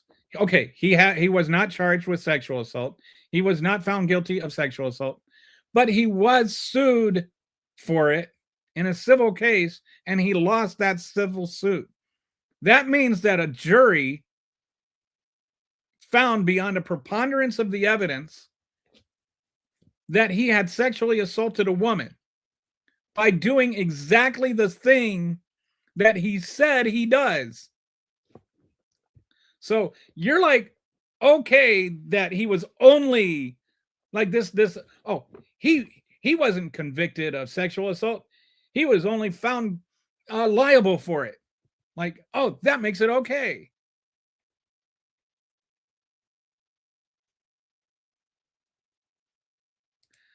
That's Kitty.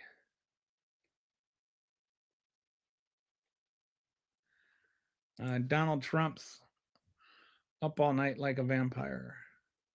No, that's Stephen Miller. Vampires don't tweet all night. Donald Trump's up all night like a junior high girl. He was found liable of sexual abuse. That's right. There you go, Stephanie. And the judge said, yeah. Well, yeah. Somebody, I think it was George Stephanopoulos, said he was found liable for rape. And so then MAGA all wigged out and said that, oh, you can't say it was rape, it was just sexual assault, which again is just like, you're really like, this is the hill you want to die on. It's okay that he only sexually assaulted a woman, but there's the judges. Okay, so in New York City, they define rape. Like there's a legal definition of rape, which in New York City, it has to be your actual genitalia, your actual penis has to penetrate the vagina. I hope that doesn't get me, not trying to just like legally, that's the difference.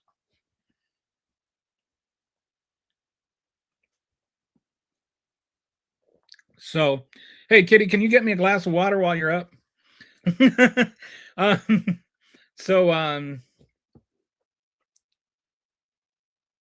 Then in other states, and according to like regular, just common speak, rape can include other objects. You can rape somebody with, like people have been charged for raping women with a baseball bat, for instance, or something like that.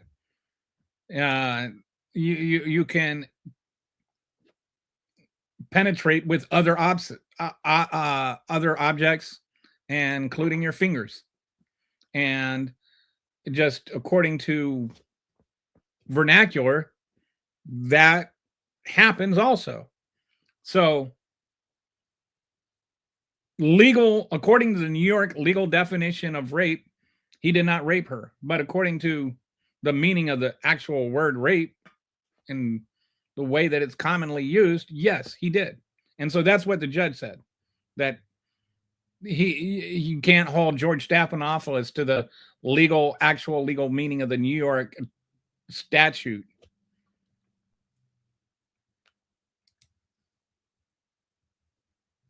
Is this how you want to spend your twilight years? No. Fortunately, there's only 3 years left. Hopefully.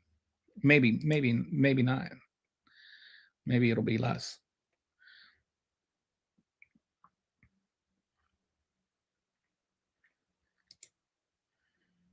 Because the legal case requires facts and proof. That's not true. Civil cases require facts and proof. I've been a jury on a civil case, and we had to have facts and proof. They presented us facts and proof. It's not about opinion. Somebody didn't just give me their opinion. The only difference is the standard of proof is it's a preponderance of the evidence, which means like you are inclined to believe it's true versus beyond a reasonable doubt.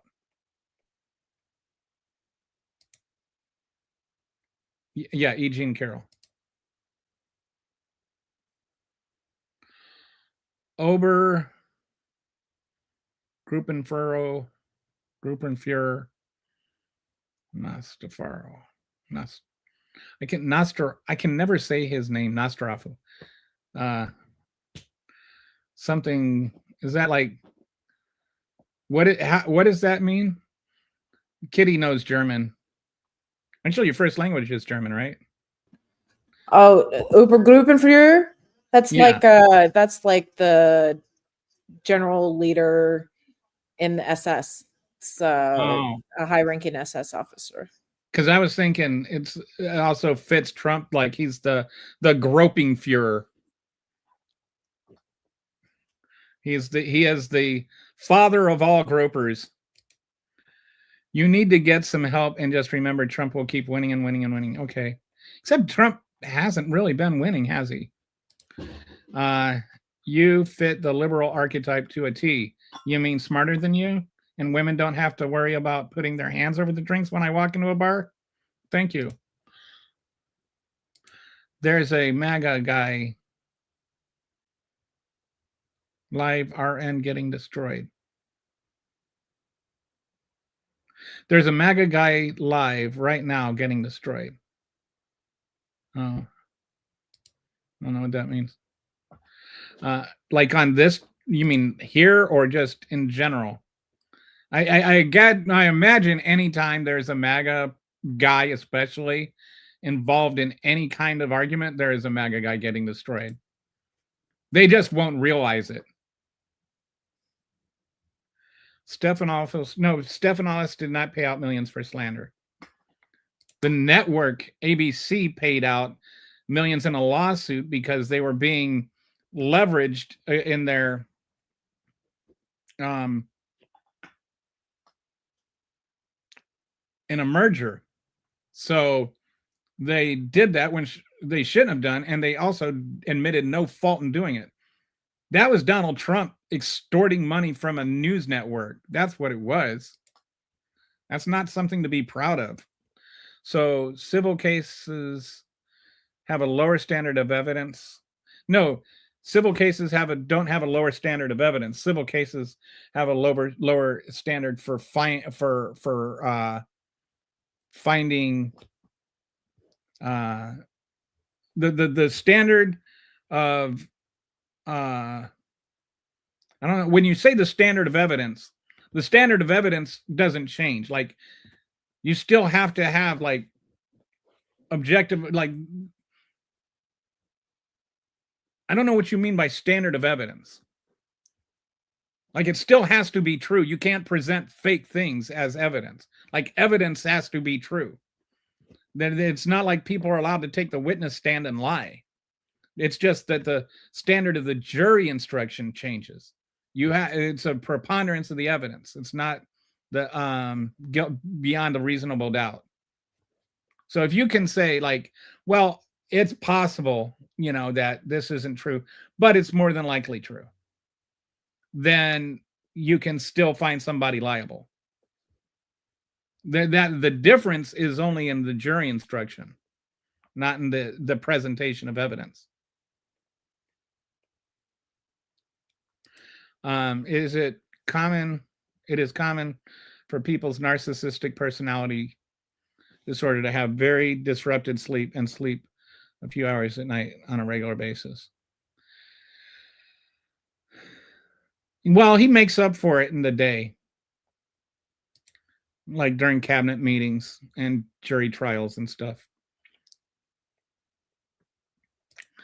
There were over 25 reports of sexual. Yeah, it's not like this is just one person said one thing one time. And there's a lot of things that, like, anyway, if I went through the history of accusations against Trump and get my live stream reported again. I actually got live stream. They denied my appeal, Kitty. I was so sick. It's like I didn't do anything wrong.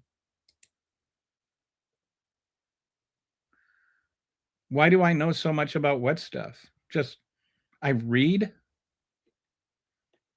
And because, you know why? And part of the reason, because people ask me questions and I care enough to find out the real answers. Why does that make me sick? Why don't you? Like, honestly, why don't you even have a basic curiosity about these things? Why don't you learn about it? Why do you just repeat things without learning about it? Also, why do you think that flappy, gummy looking thing there is a arm that's going to impress anybody? It looks like, I go to the store and I buy these 10-pound bags of chicken leg quarters. That's what it looks like. It looks like a chicken leg quarter, like with the drumstick and the thigh kind of all mashed together. And yeah, that's what your little muscle pick looks like. It looks like a chicken thigh and a chicken leg.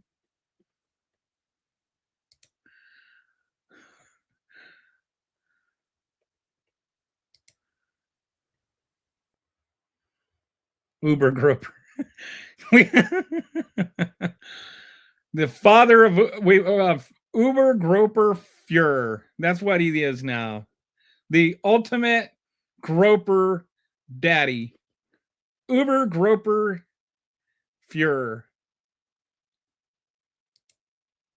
Somebody thinks I proved them right, but I think they, I don't know where that.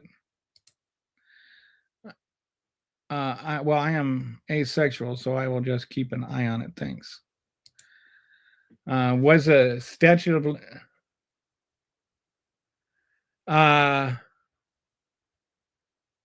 yes, I think so. Well, but that's not really the point, is it? Like, the point is he was found liable of sex abuse, and you're okay with that, or at least some people were. Yeah, I mean, it's like, to make, like, why do we need to like soft sell this? Like, he, in all likelihood, and according to a jury, sexually assaulted a woman.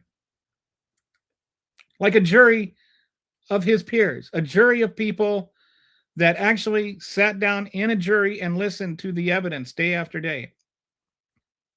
And unanimously, if one person had said, no, I don't believe that's true, he wouldn't have been found guilty or found liable. So an entire jury, 12 out of 12.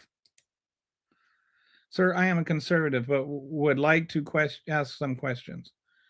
Honest, non-adversarial questions. I mean, go ahead. I'm happy to answer questions that are, and I'm happy to learn from you. If you correct me on something, I'm more than happy to be corrected.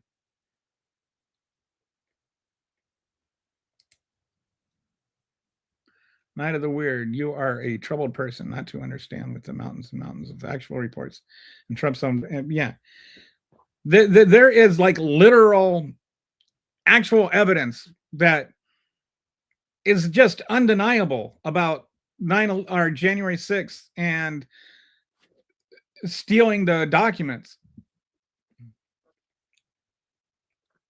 Those aren't opinions.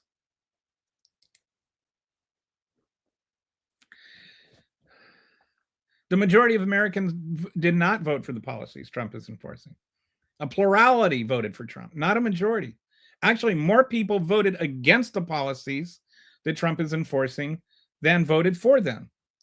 That's number one. Number two, did you just sit tacitly by and say Biden won the election, therefore everything that he does is okay? Did we like become a president gets to do whatever they want country, including just decide that the Constitution doesn't apply to them? The irony is incredible that the same people that whined incessantly about Joe Biden for 4 years never even could accept that he won the election and still tell lies about it, are now like, if Trump won by a plurality and therefore he gets to be king of the world. No, the network paid millions because there was a merger coming up, and if they didn't pay that settlement, then he was going to have it denied. Do you really not know this? Do they not even cover that at all on Fox News? Look it up. It was and there was no admission of wrongdoing in it. They paid $10 million to save money. Not because it never would have made it anywhere in court. He had no chance of winning at all. Ask any lawyer. There was no way he could have won that. Partly and mostly because Stephanopoulos said something true. And the first thing you have to prove in liable cases is that what was said wasn't true. Truth is the ultimate defense in a liable case.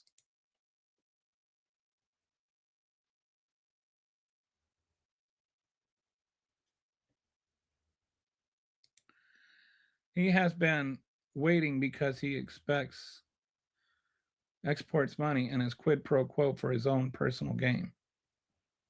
Okay. I'm doing very well, thank you. I wanted to know if anyone can, on either side of the political aisle, thinks that we can come together as Americans again. Obviously, the real power holders hate us. I believe we have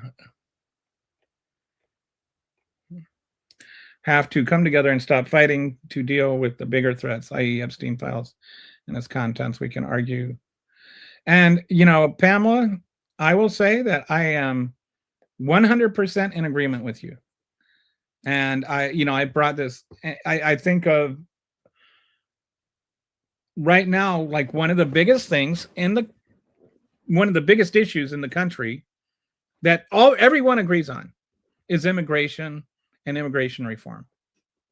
I think that you would not be able to sit 3 people in the room without at least 2 of them agreeing we really need immigration reform. And I think probably 9 out of 10 or whatever. I don't know, what percentage.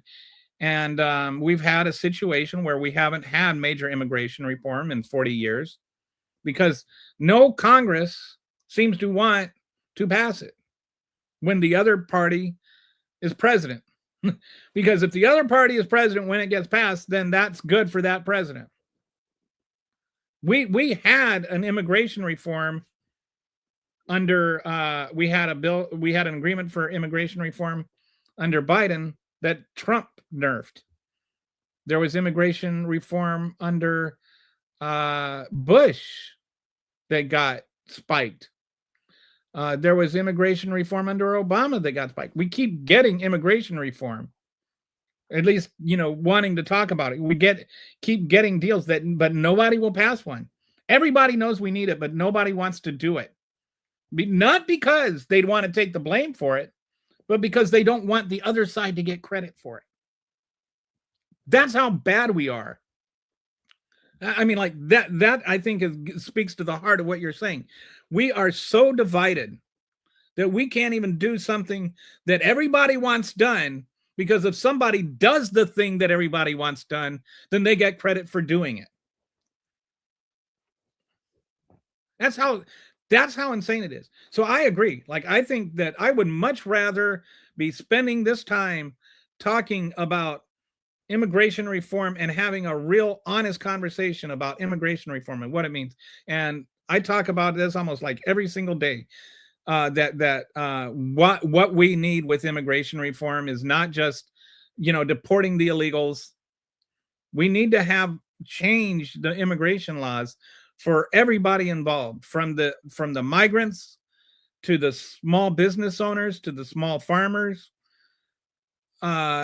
to the American people that are going to end up having to pay more money for groceries and more money for houses because of mass deportations, not because of illegal immigrants being here, but because of illegal immigrants being deported from here. We need to have immigration reform, comprehensive, real immigration reform that changes our immigration laws so that people can come over here legally and do jobs that they are willing to do that we are not. And while doing so, to still protect American workers from losing money and having their wages go down, and protect the immigrants so that they, when they're doing their jobs, are not being exploited and paid so-called slave wages. Like, we need it for all of those reasons. We need it because small farmers, for instance, are going under. We've lost 40% of our small farmers since 1985. And we're going to lose another 50% of the ones that are left by 2030 at the rate things are going. All the small farms are getting bought by corporate farms because there's just not a way to pay small, to pay labor, period. There's not enough labor. So we need the immigrants that are doing that job to be able to continue doing it. But we need to protect the American workers, and we need to protect them, and we need to protect the farmers. We need to protect everybody.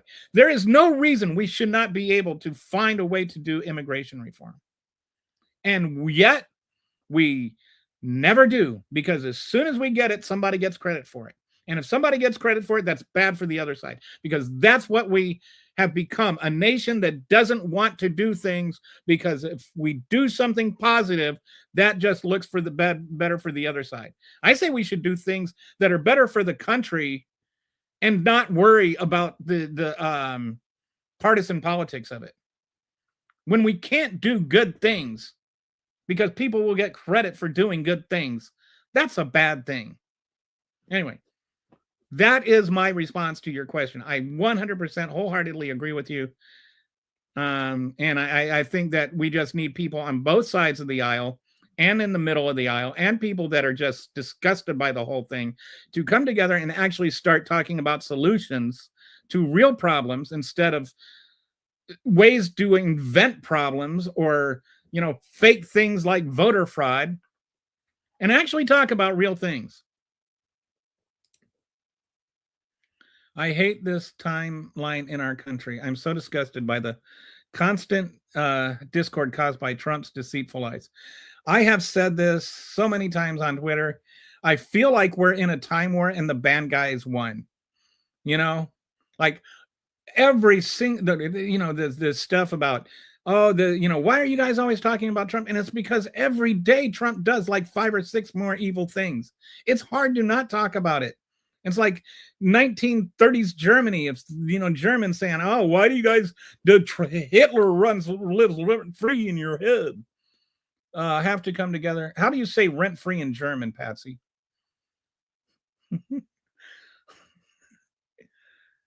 Have to come together and stop fighting to deal with the bigger threats, i.e. Epstein files. And it's, oh yeah, okay. I would love it if Congress could sit down in the same room and talk to each other. I would love it if on the debate floor they actually debated instead of just beg for sound bites. They don't even listen. You watch, they're like sitting there talking to each other while the other person's talking. Debate is not even about debate in Congress. What's the point of debate if nobody debates? How can you debate if you don't listen? It's not even about having honest discussions, honest discourse in Congress while they're passing the laws. It's so set. Like, that's the politics that disgusts me. We need to start electing people that are going there to work with not the other party, but to work with the other congressmen and the other senators to actually do things. Sometimes I just wish we didn't have parties at all anymore. Just you had somebody that had ideas instead of a D or an R in front of their name. Sorry. This is like literally why I am doing what I do. I spend 12 hours a day researching these things and looking at them, and I'm just so tired of it. I'm so tired of Trump. I'm so tired of the nonsense, and I just wish we could have real conversations. Somebody asked, why do you know so much about this stuff? Because I take the time to learn about it. That's why. They support Trump because they see themselves in him and want to be PDFs. And I don't think we should just start saying everybody's a PDF. I think that, there's some people that genuinely, like they've been boogeyman. They believe the boogeyman is real. I think there are some people that just, I've brought this up before too, that, you look at the NBC lineup, primetime lineup with these Chicago fire shows or whatever, and the CBS sitcoms, and, just the shows that are in primetime on the broadcast networks, and they're just terrible. They're terrible. The one guy that has all those shows, like the show about Wyoming and the I can't think of any of the names of those shows. What's his name? Taylor something or other. And like Landman is one of the shows he does. So you get, like those shows, like you know what I'm talking about. Anyway, and then you got like the shallow nighttime soap opera drama shows. And you got like the really, really bad sitcoms with laugh tracks still. Like laugh tracks went out like 75 years ago, but they still have to have laugh tracks because they're so dumb they need to tell you when to laugh. Like, oh, that was a joke. And those are the shows that you see on broadcast networks. Just really bad brain dead shows. And it's like, there's a reason for that. It's because people have lives, they have jobs. And so they have families, and they have to get up and they have to take care of their kids, and then, make breakfast and make sure their kids have their homework and their bags and everything. And they have to, take them to school and deal with traffic, and then they have to go to work and deal with some jerk that's a boss and work all day long, and then they have to come home and maybe they have to take the kids to soccer practice or basketball practice or whatever, and then they have to come home and they have to make dinner, and then they eat, and then they have dinner with their kid and make sure they do their homework and stuff. And so by the time they've been able to sit down and it's like 8 or 9 o'clock at night and they turn on the TV, their brain is spent. It's just spent. And all they can do is they want to watch something stupid. And so they either turn on network TV or they turn on Fox News, anything to not think. And that's what they do, is they absorb stuff. And a lot of these primetime shows, they have built-in right-wing rhetoric in there that you don't even know it, like Chicago Blue. I remember one time I stopped watching it on this episode. I used to watch primetime shows. I don't even watch them anymore. But there was one episode where the Tom Selleck character was like, they were driving in a car and there was a whole debate about stop and frisk and whether or not it was, right or not. And so he goes and he's like, stop the car. And so they stop the car and he goes over and he tells this guy that he's gonna, like to empty his pockets. And the guy has a gun on him, and he was able to tell because, he has this special magical police powers that this guy had a gun on him while he was driving past, as though that's what, is going on with stop and frisk. And of course it was a white guy, right? And so then it reinforces this notion that stop and frisk is not about race. And it's like, if you get stopped and frisked, it's the cop knows that you have a gun. And it just evades all of this stuff. And it plants that seed in somebody's brain, tired brain. And it's not like a political thing. It's just, that's what they think the way the world works is. And so then when you hear Donald Trump talk about how he's forced stop and frisk in a presidential debate, and people that actually spend their times being educated about it know that stop and frisk is incredibly racist and it's applied in incredibly racist ways. And they're like, that's racist. And then so you got this MAGA guy that's like, no, it wasn't racist. I saw it on Blue Bloods that one time, this fictional thing. So anyway, I'm just saying, it's a lot of stuff happens in a subliminal way. There's messaging that goes on that doesn't, and then you got Donald Trump comes along and just reinforces these things, and they just believe what they saw on the TV. And it's not because they're terrible people, it's because they're just exhausted. They are exhausted just trying to get through one day after another, just the way liberals are. And this is where I wish, this is why I wish we could talk more. Is not just because I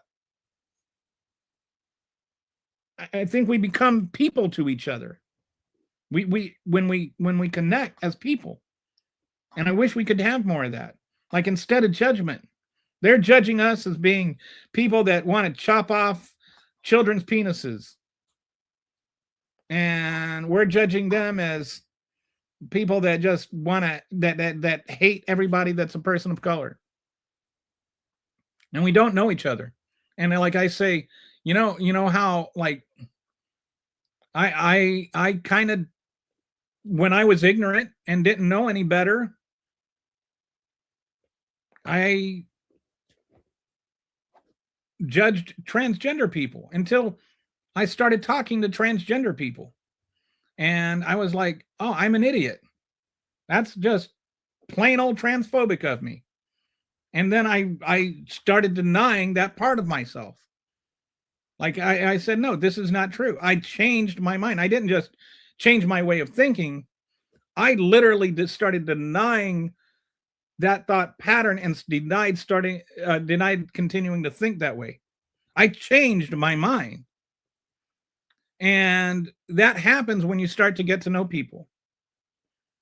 That only happens by getting to know people. So I think we need to, like, rather than alienate MAGAs, and this is why sometimes, people, I get mad at some of the stupid comments because I don't know that who's honest here and who's not. But I really, really do want to try. I want to talk to American farmers, for instance, and have real conversations and less judgment. I think that's the only way we can heal as America.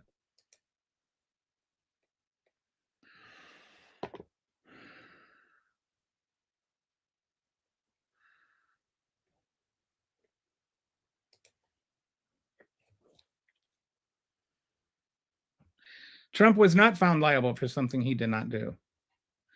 And saying they were a wacko and stuff doesn't, you weren't there for the trial. The 12 people who were at the trial all agreed that he did. We don't change the entire U.S. judicial system because jurors disagreed with you.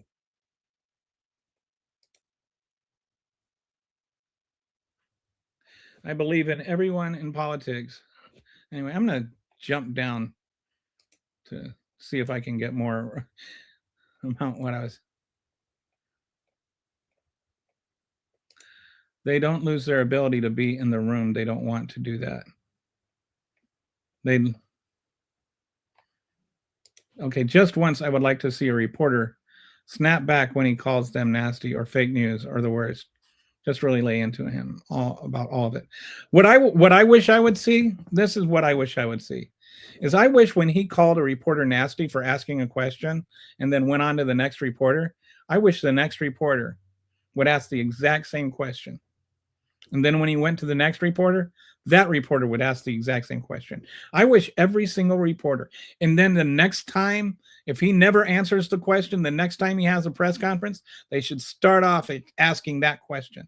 I wish that I could see some solidarity between the reporters in the press pool to actually hold him accountable. And that would do it. I would just love it if, what's his name? The king of stupid questions, Peter Doocy.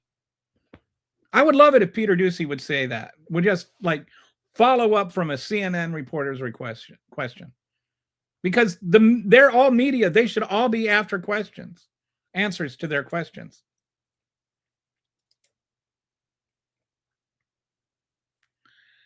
And that's why if they had solidarity, there'd be something. Like if they just followed up each other's questions, then either he's going to end up with an empty room, which is who is Donald Trump if he doesn't have anybody to brag to? Or he has to start answering questions. Arlington National Cemetery is 100% filled with Antifa.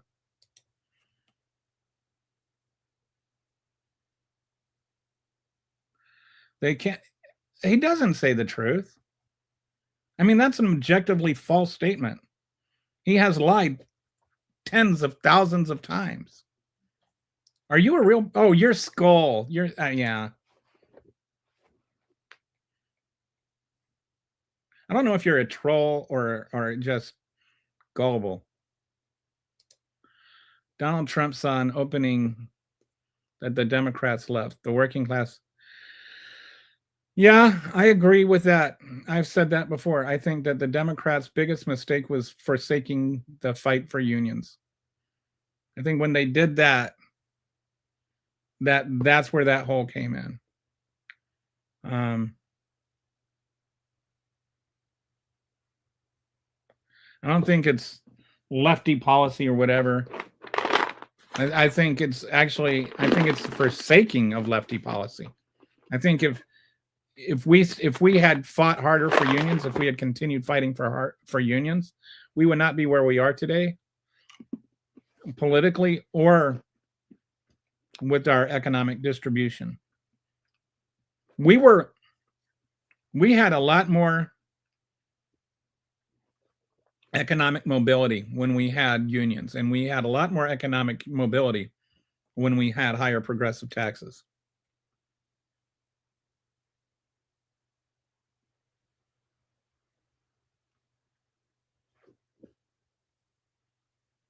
I just wish we would. It will open your eyes when you realize adjectives are less important than nouns. I wish we would just stop using adjectives as nouns. Illegal is an adjective, not a noun. Bannon summed it up.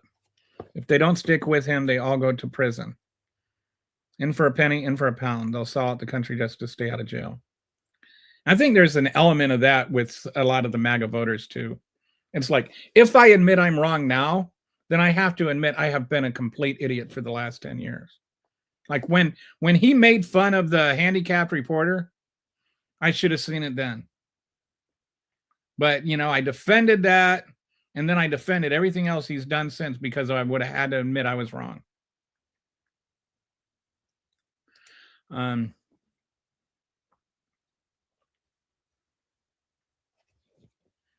Yeah, I don't know. Do people say you're dumb for working in trades, or is that just... I've never heard anybody call anybody dumb for working in trades. I've never heard that.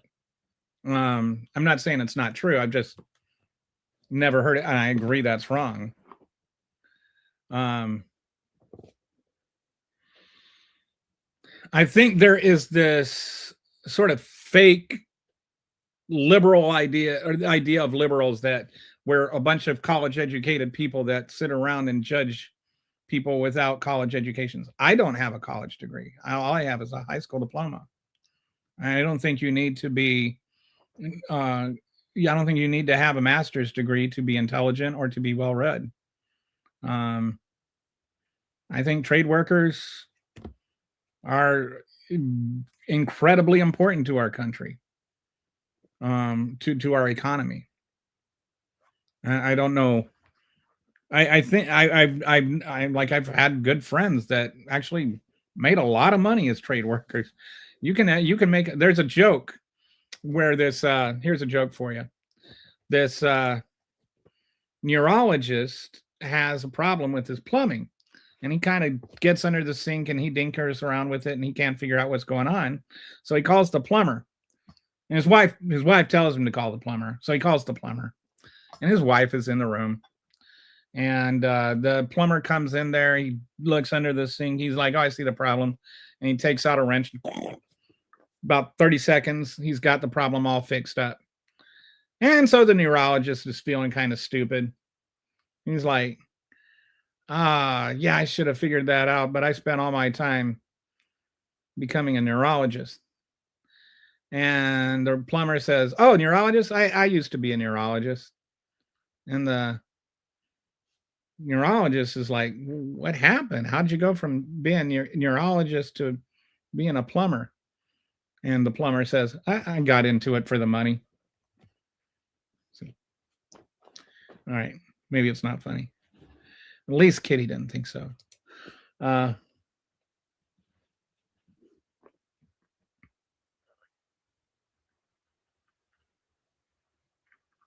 it's a civil suit to get damages, I don't understand what you're talking about. She sued him. She won. I don't know what to say. Stop the corporate news, and that would help. when your job is dependent on shareholders. They don't care about solidarity. They care about getting paid. Yeah. Well, I mean, to be fair, most people aren't working for like, of course people are cared about getting paid, because you can't pay the bills if you don't get paid, like, but it shouldn't cost you your paycheck to ask the president a question.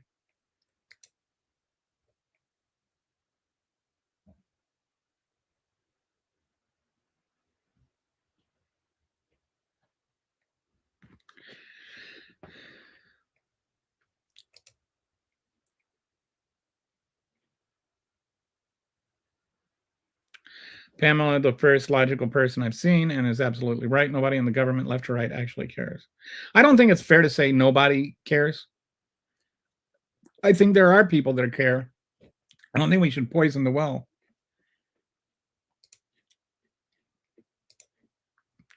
I don't think we should say that nobody cares, but I think we should stop voting for people that don't.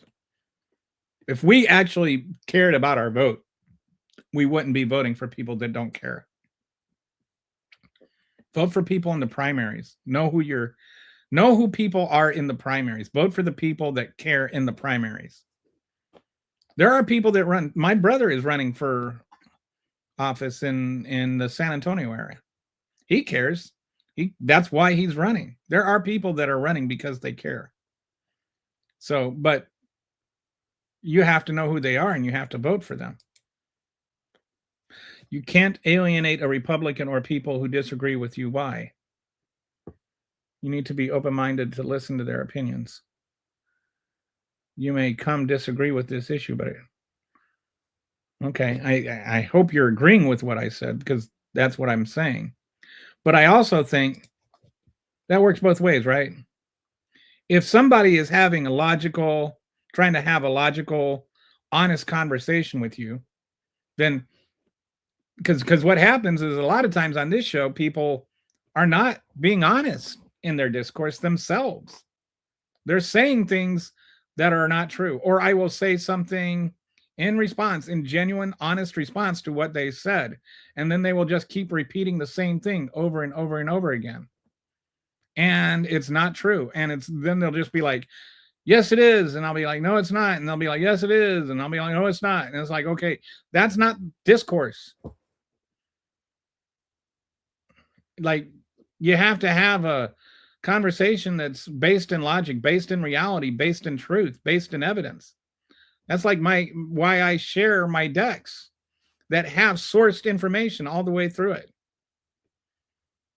It's actually why I'm building. One of the main reasons I'm building the website is so that there can be a place to keep all of these decks and slide dashboards and stuff I do, so that you can not only see that I am not just spouting things off, but one of the reasons I want people to see these sources is so that they can explore and learn themselves. And I'm not telling you what I know on this show. I am telling you what I am learning on this show. Every day I learn things, and then I share the things I learned.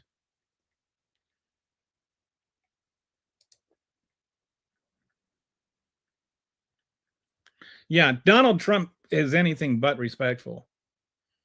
Donald Trump, there was a book came out, I want to say like in the 80s, maybe the 90s. I think it was in the 80s.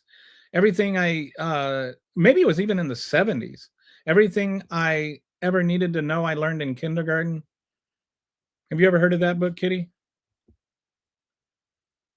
Yeah, everything I need to ever know, I learned in kindergarten.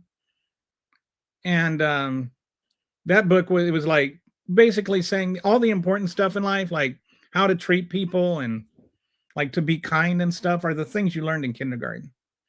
And apparently Donald Trump didn't learn anything in kindergarten, because he is the opposite of everything that I learned that I needed to know in kindergarten. He's mean. He lies. He's self-centered. He's spiteful. He is, if any MAGA mom, if their child acted like Donald Trump, they would punish their child. My brother-in-law's wife is that way. She's like MAGA to the core. But if her children are actually very well behaved, polite, respectful, kind people, they're the opposite of Trump. And I just, like, she'd never give me an honest answer about it, but I just ask her. Wish I could ask her, and wish I could put the Wonder Woman lasso around her, that lasso of truth, and say, what would you do if your children behaved like Donald Trump?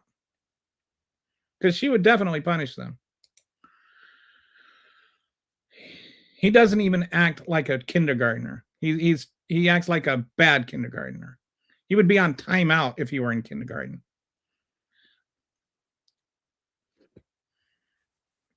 Trades aren't essential. My husband's an electrician, and I'm a hairstylist. I enjoy talking with people, rather who you are. We came from the same place. It's like once you can connect with people as people, everything changes. You don't care.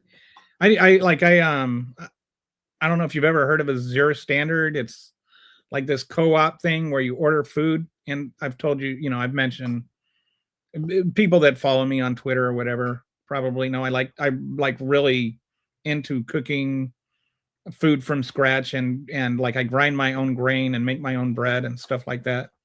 And here, let me even show you this. I was really proud of these. This is the best thing that I have ever baked.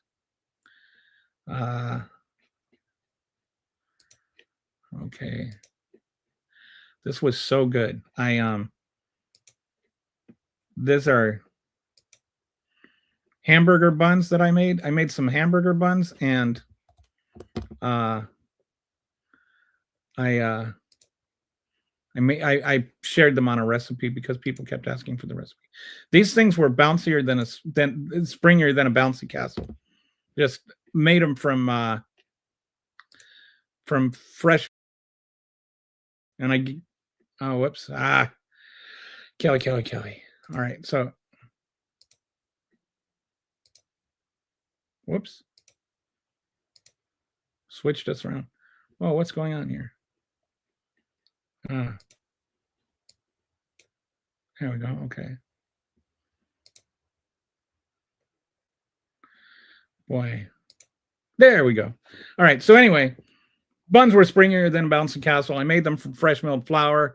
I milled my flour. I soaked the bran. I sifted it. I soaked the bran.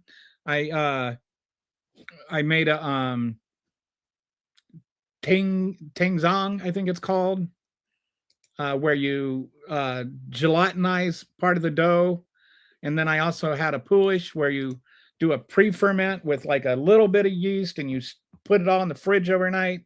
Anyway, I made this super awesome bread that is just the yummiest yums of all time in the history of all yums. Here, I'll even post I'll post the link to this in case anybody wants to try it. But I'm getting myself distracted from myself again, but there's the link. But anyway, a Zero Standard that's where I buy all my grain from to mill my own wheat. It's like I get, wheat flour and popcorn and regular corn and stuff like that. Anyway, so they do mail to your house directly, but it's a lot more expensive.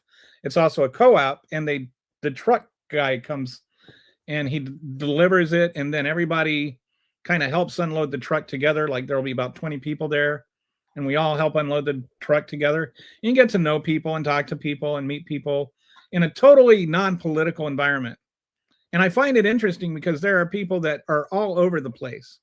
And it's just nice to be able to talk to people as people, we just have a common interest. I wish there could be more of that again. I wish there was more connection with people as people. And I find like the political range on when you're talking about this kind of thing is like food is such a unifier. I like food. Since I started eating this way, I've lost almost 60 pounds. and I don't cut out any food groups or anything like that. I just cook my own food. That's the only strategy. The only time I open cans is for tomato paste or tomato sauce. I don't, like that's it. I do not do processed foods. And I've lost 60 pounds. And I call it the food diet. I just eat food. I don't eat like the super processed stuff. Anyway. Somebody says, I love food is amazing. Especially if you've never had fresh milled flour. Speaking of which, Kitty had to go eat. She's going to have dinner with her family. So anyway, imagine some other people are going to have to be jetting too. And we're well over 4 hours. So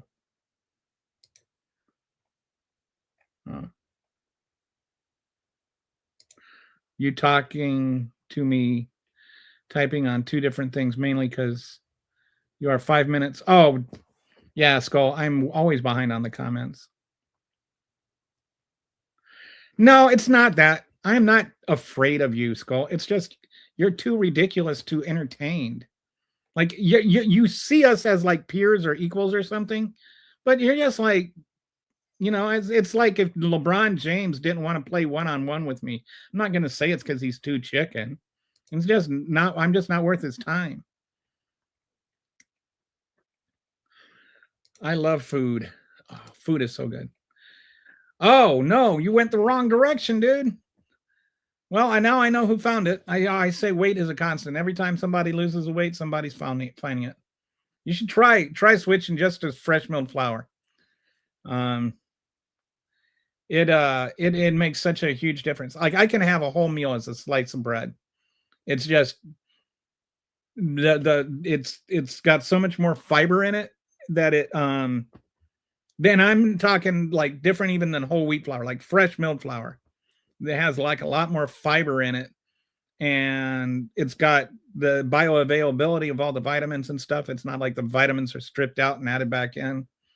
But you can eat one slice of bread and be full for like 3 hours.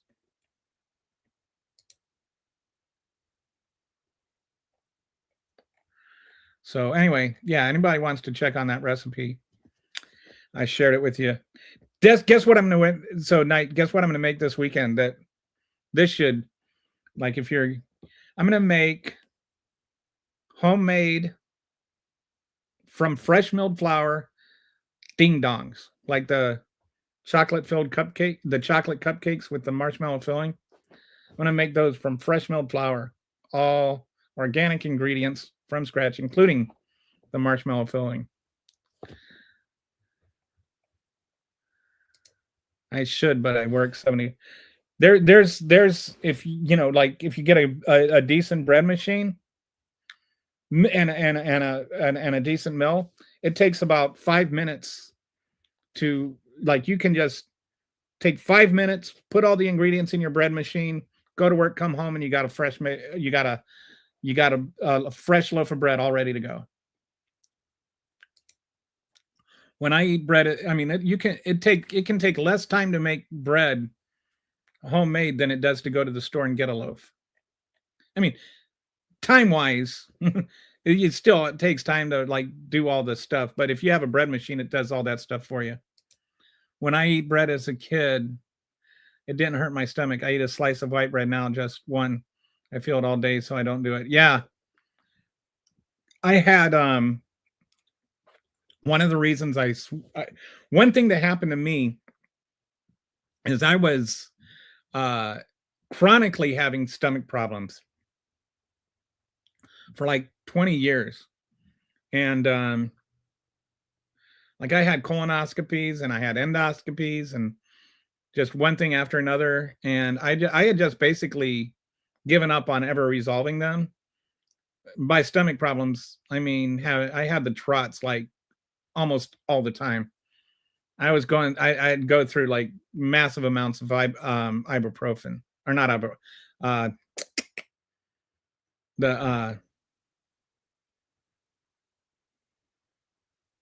diarrhea medicine. I can't remember what it's called. Imodium. That's what I'm trying to think of. Imodium. And So since I switched to fresh milled flour, it took me even like a month before I even noticed it, that it was like it was going away. And then now it's been like a month since, or almost a year since I've had any problems just by eating fresh milled flour. You know what? Yeah, I will have. I do have a machine in the closet. It's so, first of all, the machine doesn't have to be in the closet. There's no shame to being a bread machine, but no, that's just a joke. But yeah, get a grain mill. Get a grain mill. If you have a KitchenAid, you can even get like an attachment for like $70. There's cheap grain mills. If it's just for you, you don't have to spend a bunch of money. And you can if you want to join up at Azure, I have an affiliate account. Kelly Scaletta 1 is the code. Just type in Kelly Scaletta 1. The grain has been crossbreeded so much for thousands of years, and now it's been bred properly into combines. This side effect of that crossbreeding destroys. That's depends on what you're doing. There's all kinds of different wheat. There's a couple of kinds of wheat. Like if you wanted to try doing fresh milled, there's a Kumat, and there's Icorn. There's some there. What is the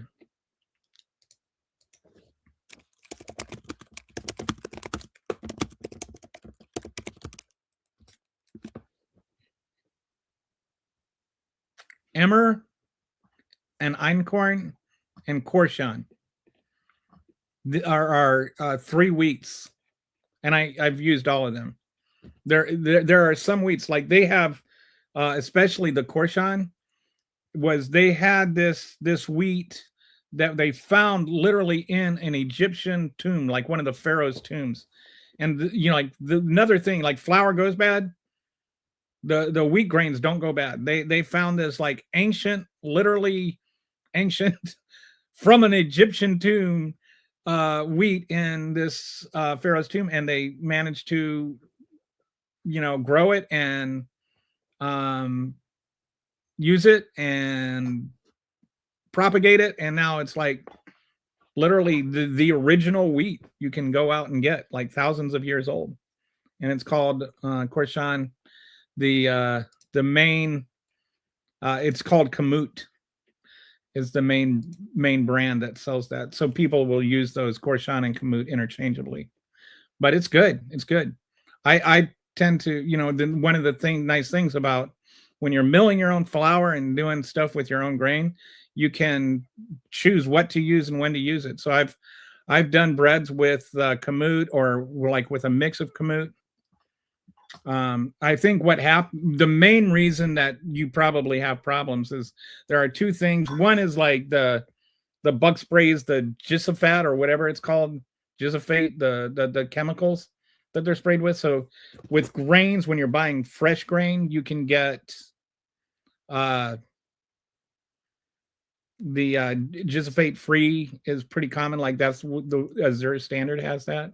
And then you can also when they produce it, when they process it, what happens is they take out the bran and a lot of the oil, and that's even with whole wheat. Technically, sometimes they don't take it out, sometimes they do. You never know exactly what's in it, how much is in it. But the oil starts to go rancid like after a couple of days. So even if you mill it at home, you shouldn't use it more than like a couple of days later. So I always mill just right before I cook or bake with it.